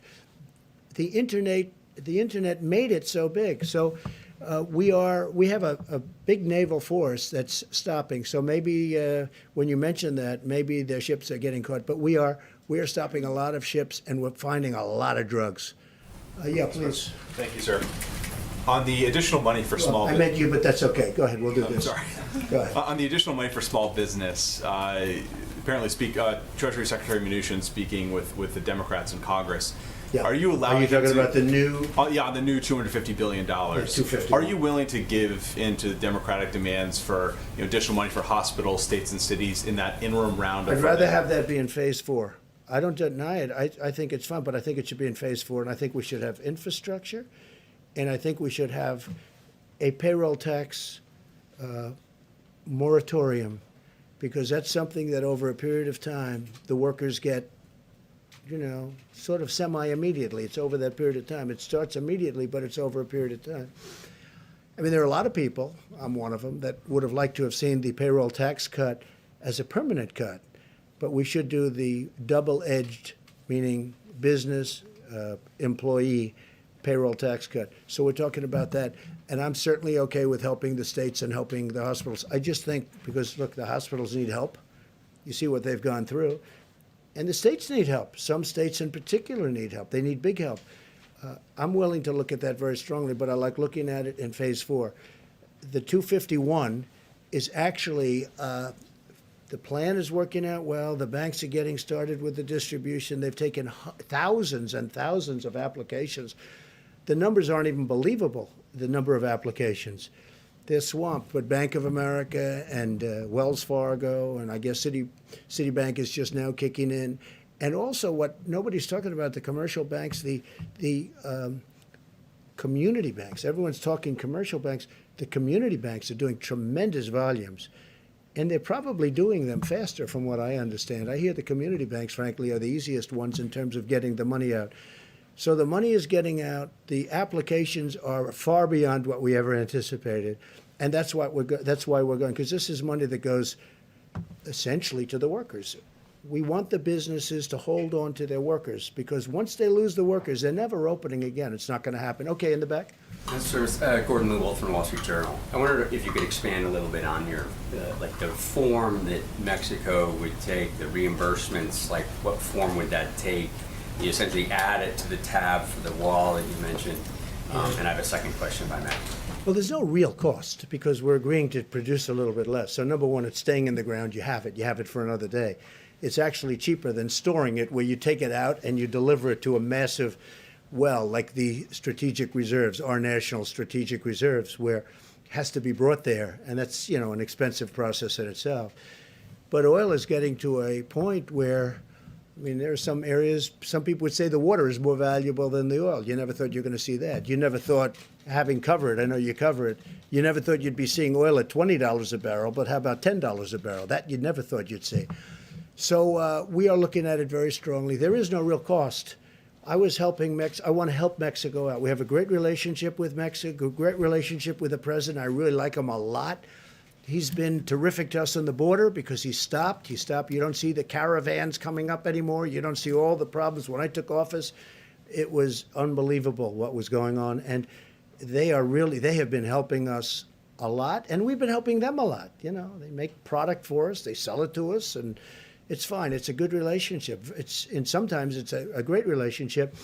So he could not have done any more than that. And I think there was political reasons for that for him, that other nations don't have. They don't have that. The nations that we're talking about, the 22 other nations that we're talking about, they just don't have that problem. So it doesn't cost us anything, and yet it's very valuable.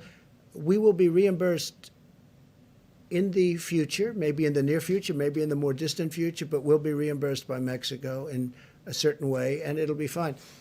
But we get Mexico over the hump. Now, with all of that being said, that doesn't mean the deal's going to happen anyway, because they still have a lot of different states. But this was one of the stumbling blocks. Okay, go ahead. If I may, China and some other countries have been particularly active, seen as maybe taking advantage of the U.S. during this process, during this period. China particularly active in the South China Sea. You've got a carrier down, obviously. What's your message to some of these adversaries and competitors? Well, look, the way I view it is this. China has taken advantage of the United States for 30 years, okay?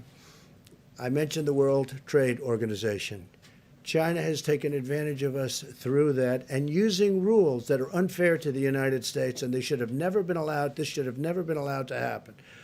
When China joined and was allowed to join under those circumstances, the World Trade Organization, that was a very bad day for the United States because they had rules and regulations that were far different and far easier than our rules and regulations. Plus, they took advantage of them down to the last, and you know China and you study China, and you know what I mean. They took advantage of them like very few people would even think to take advantage of them. And again, they are considered, right, a developing nation. We are not considered a developing nation. They're given advantages. Okay. For many years, China has ripped off the United States. And then I came along. And right now, as you know, China's paying 25%, and we've taken in billions and billions and billions of dollars in tariffs from China. And I know a lot of the people kept saying, oh, no, we're paying. Well, we're not paying. You know, countries are different. Not every country is China. But China would devalue their currency, and they'd also pour out money. And they essentially were paying most of those tariffs, not us. And as you know, we've taken in tens of billions of dollars. They targeted our farmers. But we took in so much money that I was able to give back. One year it was 12 billion, one year it was 16 billion. I was able to give back our farmers the money that they were targeted, hurt. China bought 12 billion and bought 16 billion. 1 year 12, 1 year 16. I was able to give them back the 12 and then give them back to 16, the farmers. And they weren't targeted, and they're all in business. Now we're doing it because they got targeted in a different way. Now I'm going to be very interested to see. So we signed a deal with China, and under that deal, they're supposed to buy substantially in excess of $200 billion from us. That's not only farm product, it's manufacturing product, it's lots of different things. They're going to buy a lot. I just want to see if they live up to that deal. I know President Xi, I would say he would live up to the deal. But remember this, I never took off the tariff. It's still 25%. That's a big 25% of $250 billion. So for the first time, and you saw also, now again, I'm going before the virus hit, because that's sort of like, that's like, let's start all over again. Okay, I can't tell you that yet because that chapter hasn't been written yet. But go up a few weeks ago, the deficit with the United States and China was coming way down. Nobody's seen that. Nobody's ever seen that before. But the deficit has come way down. So now we start a new chapter. And I can only tell you, if a smart person is standing where I'm standing, we're going to do very well with China. Okay? And I think it's, I have to also say this, I think our relationship and having the relationship I have with China is a good thing. But for the first time, we're benefiting instead of being the sucker that could, that got taken advantage for years. Nobody. I said to China, how did this ever happen? I got to know him very well. I said to him, representatives of China at the top level, you know who I'm talking about. I say, how did this ever happen? They looked at me and they said, but nobody ever called us. We didn't have a deal. It's not like we had a bad deal. We had worse. We didn't have any deal at all. So they just took advantage. Think of it, $500 billion a year deficit. Not 500 million's a lot of money, right? It's not, everyone thinks I made a mistake when I say 500 trillion. No, you mean 500 million. No, I said $500 billion a year deficit with China for a long time. But it was 200, it was 300, it was 400, it was 500, 556 billion, 507, $500 billion plus a year deficit with China. Now I'm charging them tariffs. And it's very interesting. A lot of people that don't want to do that, they all agreed because China has taken advantage of this country like nobody has ever taken. We have built China with the money we gave them. Now, I give them a lot of credit, okay? I give them a lot of credit. They did it. But you know what? We made it a hell of a lot easier. We gave them a fortune. Go ahead. How about you in the back? Yes. Thank you, Mr. President. I'm Deborah Saunders with the Las Vegas Review Journal, and I'm here today as a print reporter, a print puller. So Yeah. I'd like to ask you a question and then ask a question from one of the reporters who couldn't be here because of social Sure, go distancing. ahead. Thank you. A little louder, please. Thank you. I was wondering if you have been tested for antibodies, if you've taken the antibody Have I been test. tested for? Yes. And Not that I know of. I've had some tests. Has No? anybody else here They been tell me tested? no. I'll Has accept anybody it. else in the task force been tested for antibodies? We don't have a test. You don't have the test? That'll come out. They've just developed those tests, sort of new. Okay, good to know. So this question is from Andrew Feinberg with Newsweek. A significant amount of federal aid was made available to Boeing in the recently signed CARES Act relief package. But according to sources, Boeing executives are still planning a round of layoffs. So should Boeing or any company that accepts federal aid to stay in business during this pandemic be penalized for laying off workers after doing so? Yeah. Well, the aid hasn't been given yet, but they will be asking, in my opinion. They haven't even asked yet. Boeing has not asked for aid yet, but I think they probably will. Now, at the same time, they do have to run a company. You know, this isn't a great time to sell airplanes. Let's not kid ourselves, okay? If you're a business person, Boeing makes airplanes. They had a big problem with one, but they make the greatest airplanes. They make the best airplanes in the world. They had the problem with one. They got it too complex. It becomes so complex. You have to be number one in your class at MIT to be able to fly it. It's a mistake. Every 2 years, they want to make it more and more. I mean, they had great success with the 737, the Boeing 737. Then all of a sudden, they do the MAX, and they say, let's make it more complicated. Let's put on different engines. Let's do this. Let's do that. It was not exactly a good decision. Bad decision. Very bad, horrible decision. Number one, human lives, and number two, horrible what's happened to the company. Here's a company, from a business standpoint, was like probably the greatest company in the world, in my opinion. I think it amounts to 1% of GDP. Some people say it's a half. I think it's 1. But here's one of the greatest companies anywhere in the world, maybe the greatest. And boom.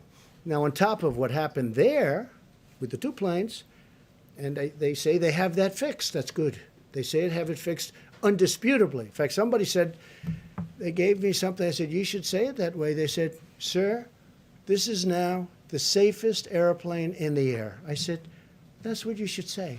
That's a very good statement. It's the safest airplane in the air. That's a very good statement. You should use it. I said, by the way, you're changing the name? But whether you do or not, you should use that. But he said that. A Boeing person said to me, it's the safest airplane in the air. That's a great thing. But we know they're going to need help. Now, does that mean they're going to need help and they should keep people that they absolutely don't need? That business is a very cyclical business, like many businesses, frankly. So that determination hasn't made. They have not spoken to us yet. I think they will be. Maybe they won't need help. That'll be great. Look, Boeing made so much money. Who would have thought they could have made all of those planes that are parked all over the place? In many cases, I guess payments not made. But who would have thought they could do that and they're still a solvent company? Okay? I mean, what a tragic thing happened in numerous ways, but also economically. So when they see us, making sure that Boeing is strong again is very, very powerful and very important, and we'll do whatever is necessary to do. Please. Yeah, thank you. I have a quick one and then a longer one. First of all, have you had a chance? Should we keep this going, everybody? Huh? You're the president. Jim wants to leave. No. Keep it going for a while, yes? I mean, we have time if you want. You're not going to criticize me that the conference was too long? You know, if I leave short, yesterday I left short. It was too short. If I stayed too long, they say it was too long. Someday we're going to get it just right. Okay. Should we continue? Should we continue? Yes? Well, at least answer my questions. Yeah. Okay, let's, at least for your question. Have you had a chance to speak Not to... a bad boy. Have you had a chance yet to speak to Boris Johnson since he came back? I have not. No, I have a call just to wish him well to his group. No, I don't want to be calling him now. I want him to get better. He's a great guy. He's become a friend of mine, real friend of mine. You know, he has a great feeling for our country. Obviously, for his country, he loves it. He's a tremendous guy. And slightly more complicated. He's become. I think he's probably right now. He was very high to start. I think he might be 100% popularity right now. I think he's. You know, where they talk about approval polls, right? You ever hear that term? I'm sure you never heard that. I hear it all the time. His approval rating must be about 300%. But he's a great guy. He was a great guy before, and I think people see what he's been through. What he's been through is incredible. And they say a big turn. So let's see what happens. Let's hope. If I may, where do you see the use of something like immunity certificates or documents or passports when we get to antibody? Something like, excuse me? Immunity certificates. Once we get to antibody testing, whether this will be a useful way. Well, I see a lot of, I see a lot of different things. We're going to be very careful for who comes into the country. Look, my opposition party wants to have open borders. This is a case where I'm very glad that my position is I don't want open borders. I want very strong borders. That includes not only on the southern border, our southern border with Mexico, and you could also say our northern border with Canada. But we want to have strong borders. And I think this is maybe one of the learning points. We learned something about borders. We need borders. The country needs borders to be a great country. And this is, I think this is a great point. Go ahead, do you have something else? Yeah, I wasn't just thinking about for borders. I just thought for ordinary Americans who are currently stuck at home, if they're tested for antibodies, it turns out they've had the disease and therefore shouldn't be infected again. Some sort of documentation that would allow them to go back to work safely. You mean once they get better? Yeah, or people who might not. Okay, so they have the disease, and they're better, and they have the immunity now. They have, supposedly, according to what I'm hearing, it could be for a long period, could be for a lifetime, it could also be for a year or two, I'm hearing, Tony. So nobody's told me yet if it's for a year, if it's for 2 years, or if it's for a lifetime. Like chicken pox. They say if you have chicken pox, you have immunity. They say for a lifetime. I hope that's true. But nobody's actually told me with certainty, maybe because they don't know yet. You don't know yet. Because it's new. You know, this came upon us. Nobody knew. They do know you have it for a period of time. And it's strong for a period of time. They don't know, and that's hence the antibodies that we're making. I saw somebody who was really sick, and he got better, a young person, relatively young person, 35, and physically fit, you know, and he got better. He made it, barely, but he made it.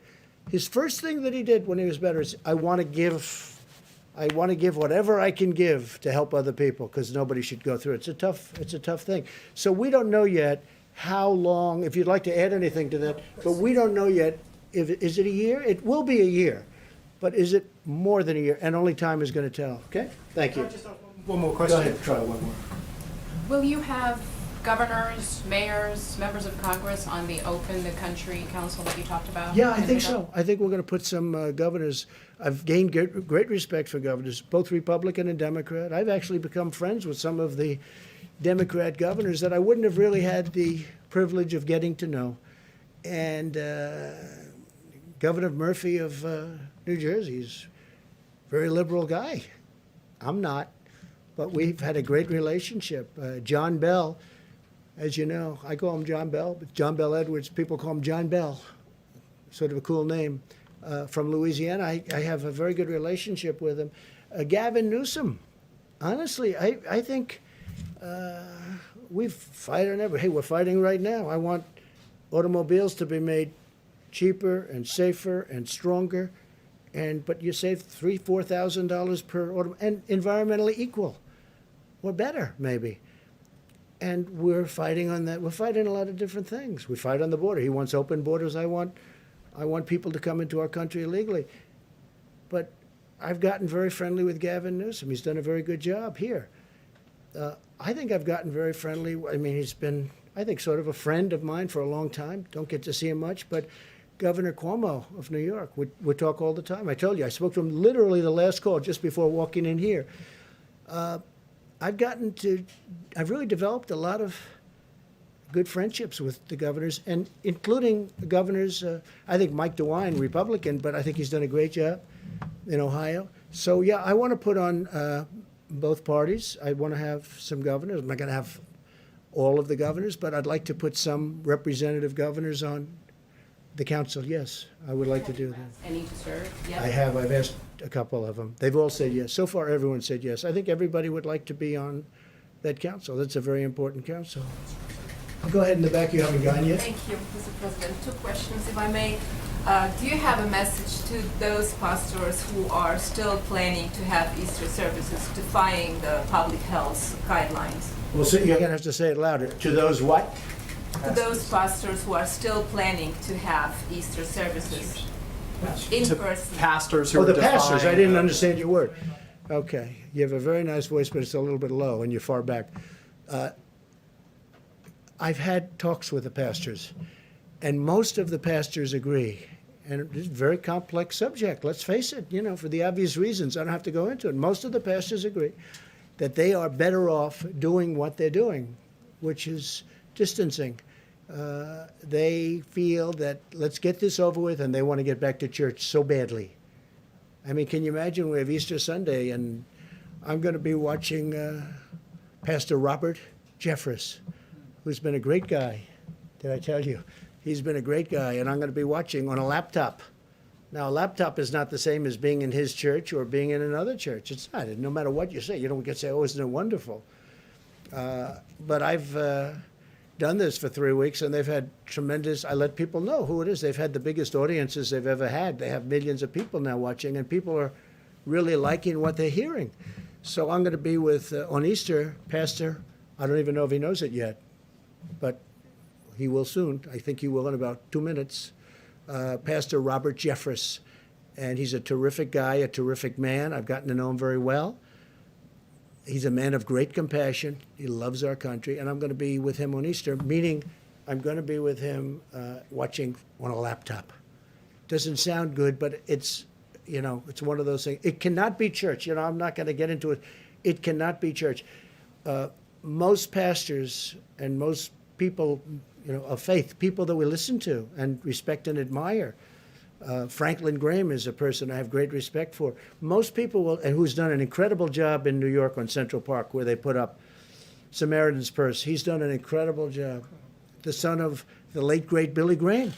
His family is incredible. He's incredible. Franklin Graham, the job he's doing on, I mean, he loves to do it.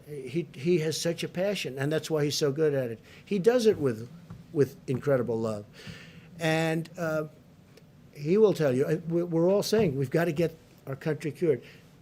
I know there are some pastors and ministers and others that want to get together. I would, and I have great respect for them. 2 of them I know. But I would say first, heal. I'm a Christian. Heal our country. Let's get healed before we do this. And if there's time to do that, we'll do it for hopefully the rest of our lives. Please. Thank you. The Mercy and the Comfort seem to be underutilized at the moment in Los Angeles and New York.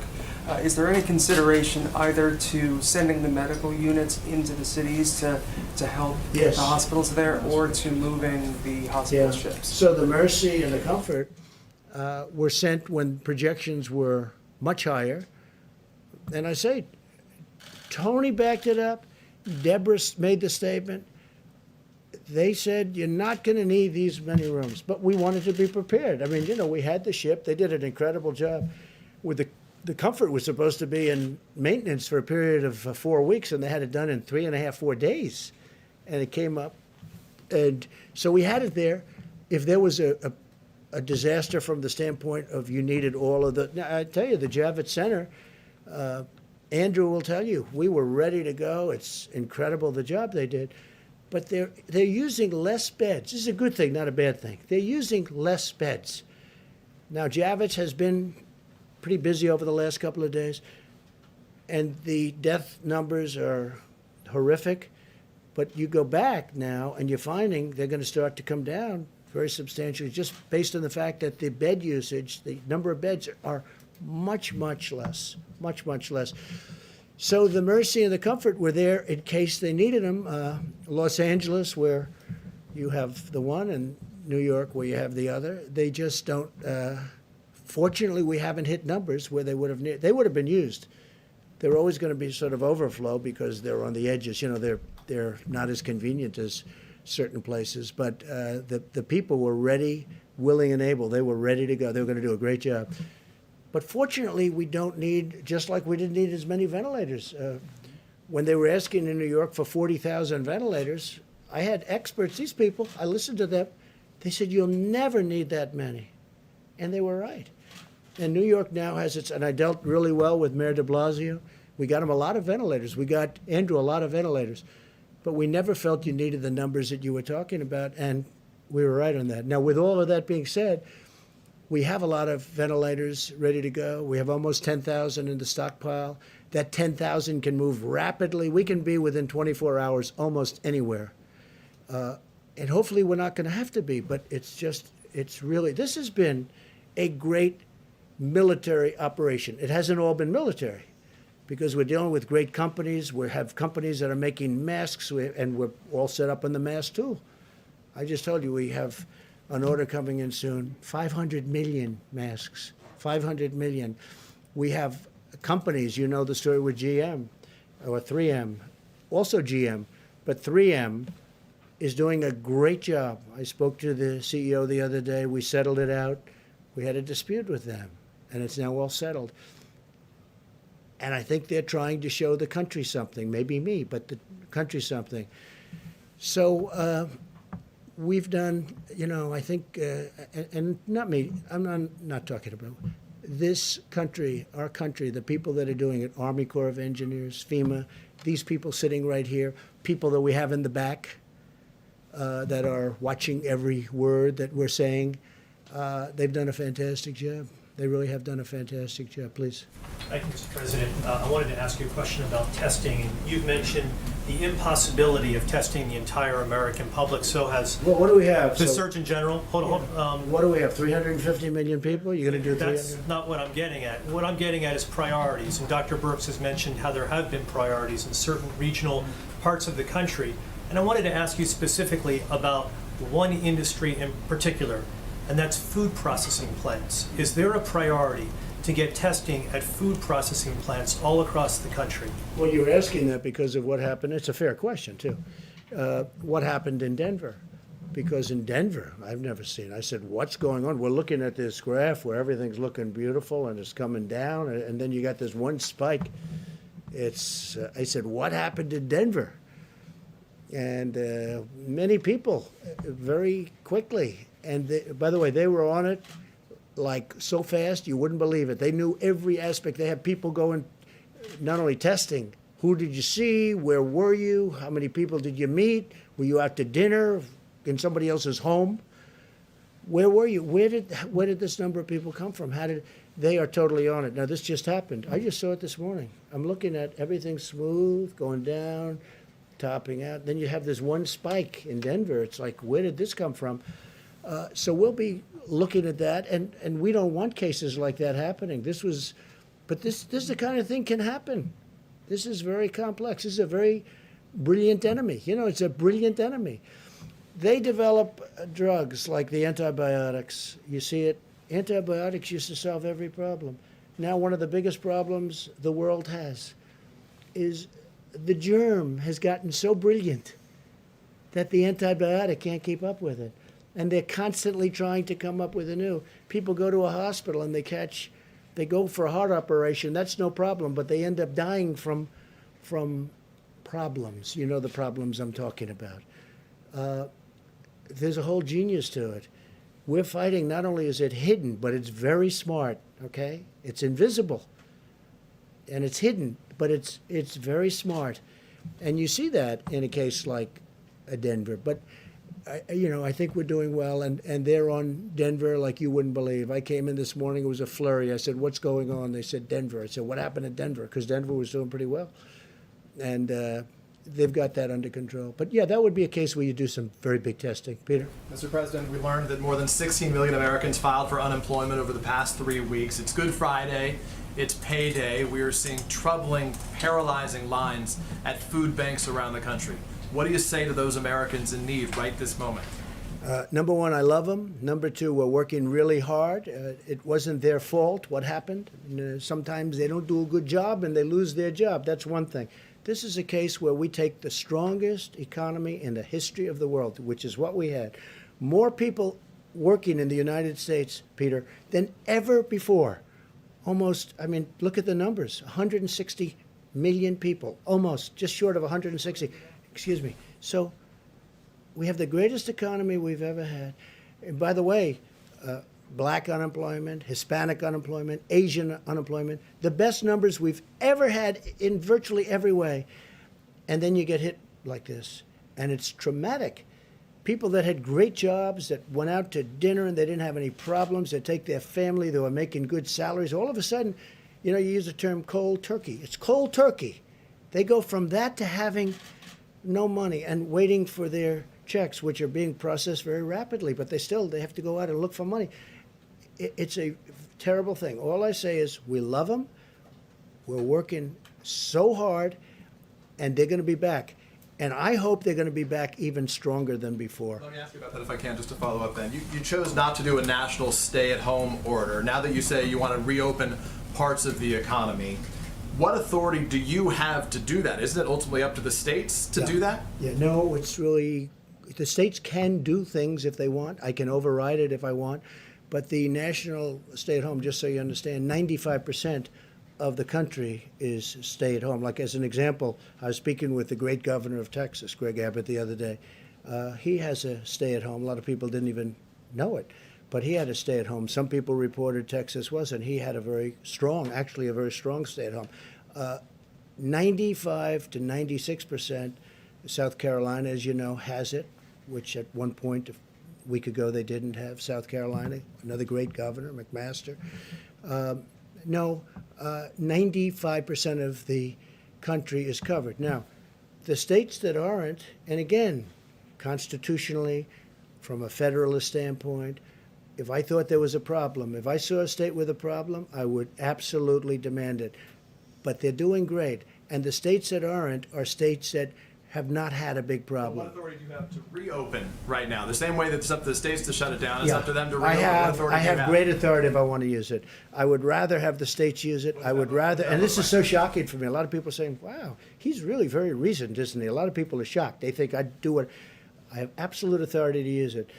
But so far, our relationship with governors and the job they're doing, I haven't had to do it. Would I do it if I saw a state that was out of control and they didn't have the stay-at-home policy? I would do it in a heartbeat. Jeff? Mr. President, there's obviously a lot of interest in how you're going to make that decision. It's a very big decision. I don't know that I've had a bigger decision than that when you think, right? I would think. I mean, think of that decision. Somebody said it's totally up to the president. I saw this morning. It's totally up, and it is. I don't know that I've had a bigger decision, but I'm going to surround myself with the greatest minds, not only the greatest minds, but the greatest minds in numerous different businesses, including the business of politics and reason.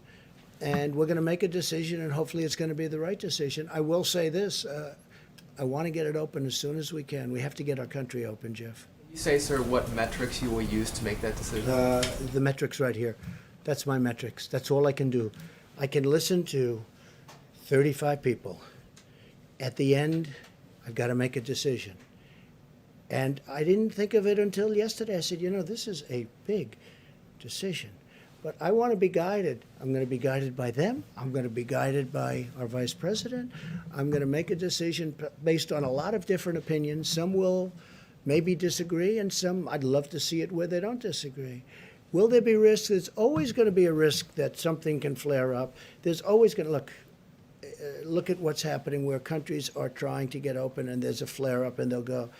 But I'd like the flare up to be very localized so that we can control it from a local standpoint without having to close. There's always a risk. This is genius that we're fighting. You know, we're fighting this hidden enemy, which is genius, okay? It's genius. The way it's attacked so many countries at so many different angles. And I mean, you take a look at what's going on. And the greatest doctors in the world, I think they're close, by the way, but they haven't figured it out yet. Look what it's done to some people. I mean, some people it's grabbed, and it's a horrible way to go. You want to know the truth? It's a horrible, and then other people it hardly has an impact on. We talked about it. It's sniffles. It's less. They don't even know they had anything. And some people, I looked at New York this morning, and I look at what's happening and the amount of people that are dying, and dying, violently dying. It's a very tough adversary, but we're going to win, and we're going to win it. We're going to win it very decisively. I'm going to have to make a decision And I only hope to God that it's the right decision. But I would say without question, it's the biggest decision I've ever had to make. Quick follow-up for the doctors, if I may, for Dr. Fauci and Dr. Birx. The models, as I understand them, are based on social distancing continuing through May. Is that correct? And if you were to open the economy on May 1st or sometime during that month, would that impact the models in terms of the deaths that you expect? Want to answer that? We're taking turns today. Good. It's good. So the model, the IHME model, does state that it's through May. We've had these model discussions, haven't we, for weeks now. So the models are informed by the data, and you can see how much that model has shifted on the amazing work of the American people. So I think that's what we're evaluating right now. Remember when I talked yesterday, I've been in public health a long time. I have never, except for Ebola, where we worked very closely with the communities about specific issues, we've never taken a countrywide or a global-wide approach to mitigation. This is unprecedented. I will tell you there is nothing in the literature about specifically what to expect, and I think that's why the models continue to modify themselves based on what actually has happened with social distancing and hand washing and all of the pieces that the American people are doing, the decreasing, the closing of the bars, the closing of the restaurants, no communal eating. That was thought to be a very big issue in many of the other cultures that went through this virus. So the models continue to evolve based on the impact. And so therefore, it makes it very difficult to interpret each component of social distancing and which ones are absolutely critical. Now, there's a way to do that in multivariate analysis potentially. Now, I want everyone to understand there are states that are testing. There are states that are doing contact tracing. So, I mean, I think sometimes we get, we look at what New York is doing and Detroit, and we forget that there's a Utah and a New Mexico and a North and South Dakota and a whole series of states that have been doing testing and contact tracing and have been testing at rates higher than that per capita rate that we all have discussed.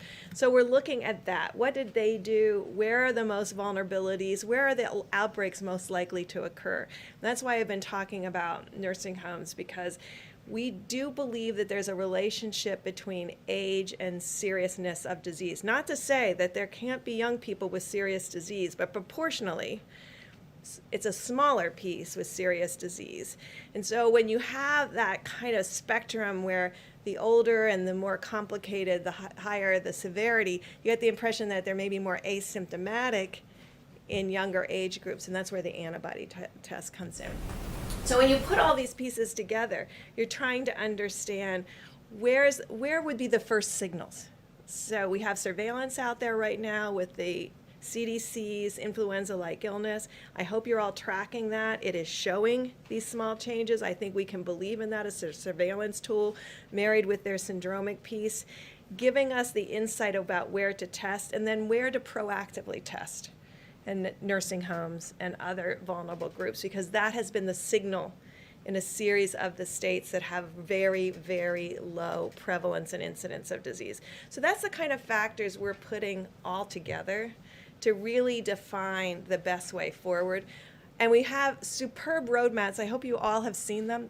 There's been about 6 different roadmaps to opening that people have put online. And again, there's no literature that you can cite and said, well, we did this 20 years ago and what really worked. There isn't that. There's brilliant public health people giving us their insights. The core of the question is, because those are the models you've been using, if you do go with starting to open up the economy again on May 1st, doesn't that lead to more deaths? Well, look at how much it changed with mitigation. And now we're looking at those state by state, and there's some states in there that are still in contact tracing. So we're looking at the impact of that model and what that model predicted based on the type of contact tracing, less mitigation, more contact tracing. Are you getting what I'm talking about?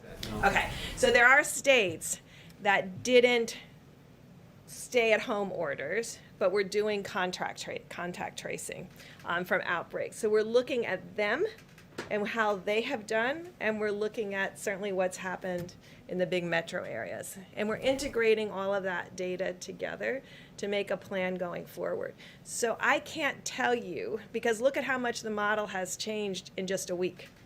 Remember, just a week ago, it was 80,000.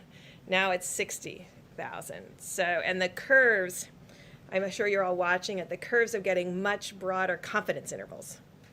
There is still the dotted line, but the confidence intervals around the dotted line are getting bigger. When you see that, you know the model has a bit of instability. And so that's why Tony and I base a lot of our decision and discussion on cases and what physically is happening in that county and that state. At the same time, not ignoring the models, but integrating the models as one piece of our thought process. Do you want to come up here and say what you think about models? Okay. Dr. Brooks, can you update something? I just want to say that, you talked about, couldn't it lead to death, meaning you open up, could lead to death, and you're right. But you know what? Staying at home leads to death also. And it's very traumatic for this country.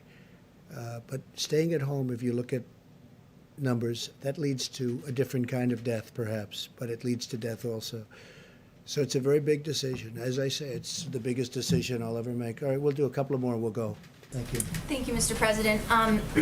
Before you came out here, you said one of the last people that you talked to was Governor Cuomo. Yes. And at his news conference today, he said that he was asking you to use the Defense Production Act to require companies to make more tests, to streamline testing.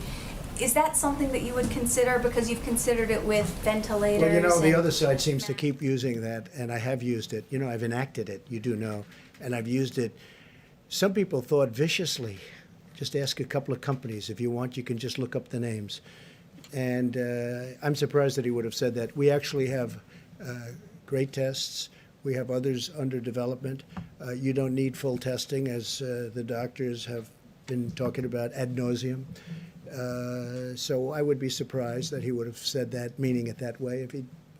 If he did, I'd have a much different type answer. Go ahead. People didn't talk about it over the phone. We talked about testing. Yeah, we did talk about testing. And one of the things I did was I put the two doctors in charge of that call. I said, you know what, Andrew? I have two very talented people standing here. We're getting ready to go on. Let me put them and let me have them talk to you. And they talked to him really at length. And I think by the time they finished, he understood what we were saying. He understood it very clearly. Okay. One more question, please. You've talked a lot this week about holding the World Health Organization responsible for its response to the coronavirus. I'm curious if you've given any more thought to holding China financially responsible for the part that it played and the economic toll that it's taking on the American people. Yeah, I understand the question very well. Look, nobody has done to China or treated China as strongly as I have. Use the word strongly. As you know, you've reported on it. Billions and billions of dollars is flowing into our treasury because of what I've done with China. I think it's a very sad thing that happened. And I think if people knew, including the World Health Organization, and I do believe they knew, but they didn't want to tell the world. And we're going to get to the bottom of it. And we'll have reports on all of this, and we are not happy about it. But I wanted to leave the World Health war later. And I can tell you that we're constantly in touch with China. We're talking to China. And we've expressed how we felt. We're not happy about it. We're not happy about it at all, Kristen. Okay, one or two more? Yeah, Jim? Mr. President, we hear from a lot of people who see these briefings as sort of happy talk briefings. And no happy talk today. You and some of the officials paint a rosy picture of what is happening around the country. If you look at some of these questions, do we have enough masks? No. Do we have enough tests? No. Do we have enough PPE? No. Why would you say no? Do we have enough medical equipment? The answer is yes. I think the answer is yes. Who said no to that? I'm saying this no, is... No, you're saying no, but who said no? But you asked me, do we have enough masks? We hear from yes. doctors, we hear from No, you didn't say that. You said, do we have enough masks? Does the country? Yes. Do we have enough tests? Yes. Plus, we're developing new tests. Do we have enough ventilators? Yes. Do we have enough hospital beds? Yes. We've built 20,000 hospital beds. We have enough hospital beds. Go ahead, Jim, let's go. Well, what do you say to, I mean, you watch the coverage. You know what I You're say? watching a lot of the coverage. Well, a lot of it's These fake news. doctors, no, A lot of it's it's fake not. news. A lot of it's fake news. Let me just tell When you. the doctors The- and the the medical experts come governors- on our air the and governors say that reported- we don't have enough tests, we don't have enough The governor, masks. yeah, depending on your air, they always say that because otherwise you're not going to put them on. Let me just tell you something. The governors have said last night, they had a group of governors, 14 governors, they were together someplace, and they said, it's been unbelievable what's happened. We've been totally responsive. Ventilators. Everyone has the ventilators they need to a point where we're getting calls from foreign countries saying, you have all the ventilators, can we get some? And we're going to try and help some of these countries. These people have done an incredible job. This is not happy talk. Maybe it's happy talk for you. It's not happy talk for me. We're talking about death. We're talking about the greatest economy in the world. One day I have to close it off. And we did the right thing because maybe it would have been 2 million people died instead of whatever that final number will be, which could be 60, could be 70, could be 75, could be 55. Thousands of people have died. There's nothing happy about it, Jim. This is sad talk. This is the saddest, these are the saddest news conferences that I've ever had. I don't like doing them. You know why? Because I'm talking about death. I'm talking about taking the greatest economy ever created. We had the greatest numbers we've ever had in almost every aspect of economics, from employment to companies. Look at the airlines. They were having the best year. Now all of a sudden we have to save them. Okay? There's no happy talk, Jim. This is the real deal. And I've got to make the biggest decision of my life. And I've only started thinking about that. I mean, you know, I've made a lot of big decisions over my life. You understand that. This is by far the biggest decision of my life because I have to say, okay, let's go. This is what we're going to do. When you have hospital administrators. Sure. But you have many doctors that say, unbelievable job. I watched this morning, and I watched a certain network, and it wasn't Fox, and you had doctors saying that we've done an incredible job. You just read off these no, no, no. Well, we have ventilators, we have equipment, we have beds. How about beds? I mean, Governor Cuomo just told me a little while ago he's got plenty of beds. In fact, they're having a hard time filling Javits Center. We built them 2,900 beds. So that's not a fair question. When you're Jim, look, sanitizing masks and you're talking about reusing PPE, obviously you don't have enough. No, excuse me. We have masks. We have everything. And we were trying to get ready for the surge. And a lot of people said it will never happen. Deborah said it. You'll never need that many beds. They said we needed 40,000 ventilators. 40,000. It's like building a car. 40,000 ventilators. People said, I felt it too. You'll never need that many. Guess what? We're the envy of the world in terms of ventilators. Germany would like some. France would like some. We're going to help countries out. Spain needs them desperately. Italy needs them desperately. Mexico needs them desperately. He asked me last night, would it be possible to get 10,000 ventilators? Within a short period of time, I'll be able to help out Mexico. No, Jim, just the opposite of your question. It's not no, no, no. It's yes, yes, yes. We're in great shape. And you know what? What's happening now is those numbers are horrible. But take a look at the number of beds. We have beds available all over New York. New York really being the epicenter. New York has experienced something that has been absolutely horrific. I saw Hart's Island yesterday. I saw those people being buried yesterday. Fortunately, we have the beds, and you can speak to Mayor de Blasio, you can speak to Governor Cuomo. People can't even believe the job we've done. They can't even believe it. And I give tremendous credit to the military. This has been a military operation with private people. Wait a minute, wait.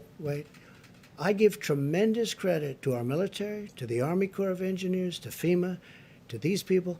The job they've done is incredible. And you shouldn't be asking that kind of a question. Jim, honestly. Okay, look, I really don't believe you're that bad a guy. You shouldn't be asking that kind of a question. You should say, you know what?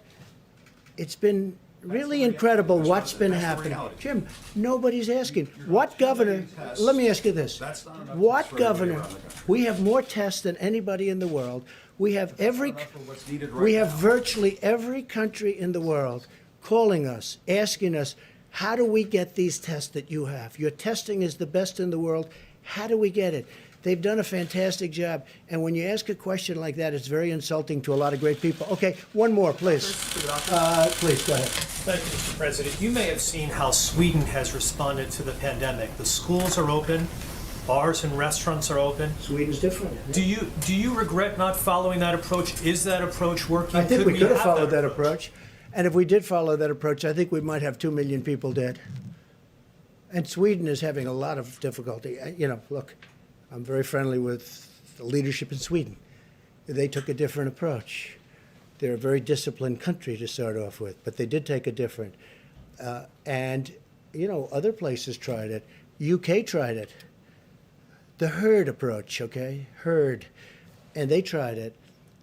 And you saw what happened in UK. It set them back a lot of time. It's been, you know, they're having a tough time. Other countries have tried it. And Sweden is suffering greatly. I mean, Sweden's suffering greatly. If we did the herd, if we went with the herd, as they say, we would have had potentially, I mean, you see the charts. Nobody knows. Nobody will ever know, fortunately, because we're going to be substantially less than the minimum. I certainly hope, unless something happens that would be tragic. So they had a minimum number. If we did, one of the reasons we're so far below that number is because nobody thought the American people could be so disciplined. Nobody thought it was possible. And I guess when they watched us up here every day and they watched other people and they listened to their representatives and governors, nobody thought that the American people could be so disciplined. They've been unbelievable. And because of that, so you have a minimum number of 100,000, and then you had the 2.2 number that if we did nothing, if we did just kept working, everybody go to work, people would be dropping dead on the subways. No. If we would have lost 1 million people, take the 2.2 million and cut it in half. Cut it in more than half. Make it 1 million people, okay? Now take that number and cut it in half. Make it 500,000 people. That's if we did nothing, right? It's unacceptable. It's too many people. So we spent more money on stimulus? Who cares by comparison? You take 2.2, you cut it in half, you cut it in half, you cut it in half, you keep cutting it in half. I don't care what number you choose. 500,000, 400,000. Well, we're going to have, we were talking 50, 60, 65, maybe. Maybe.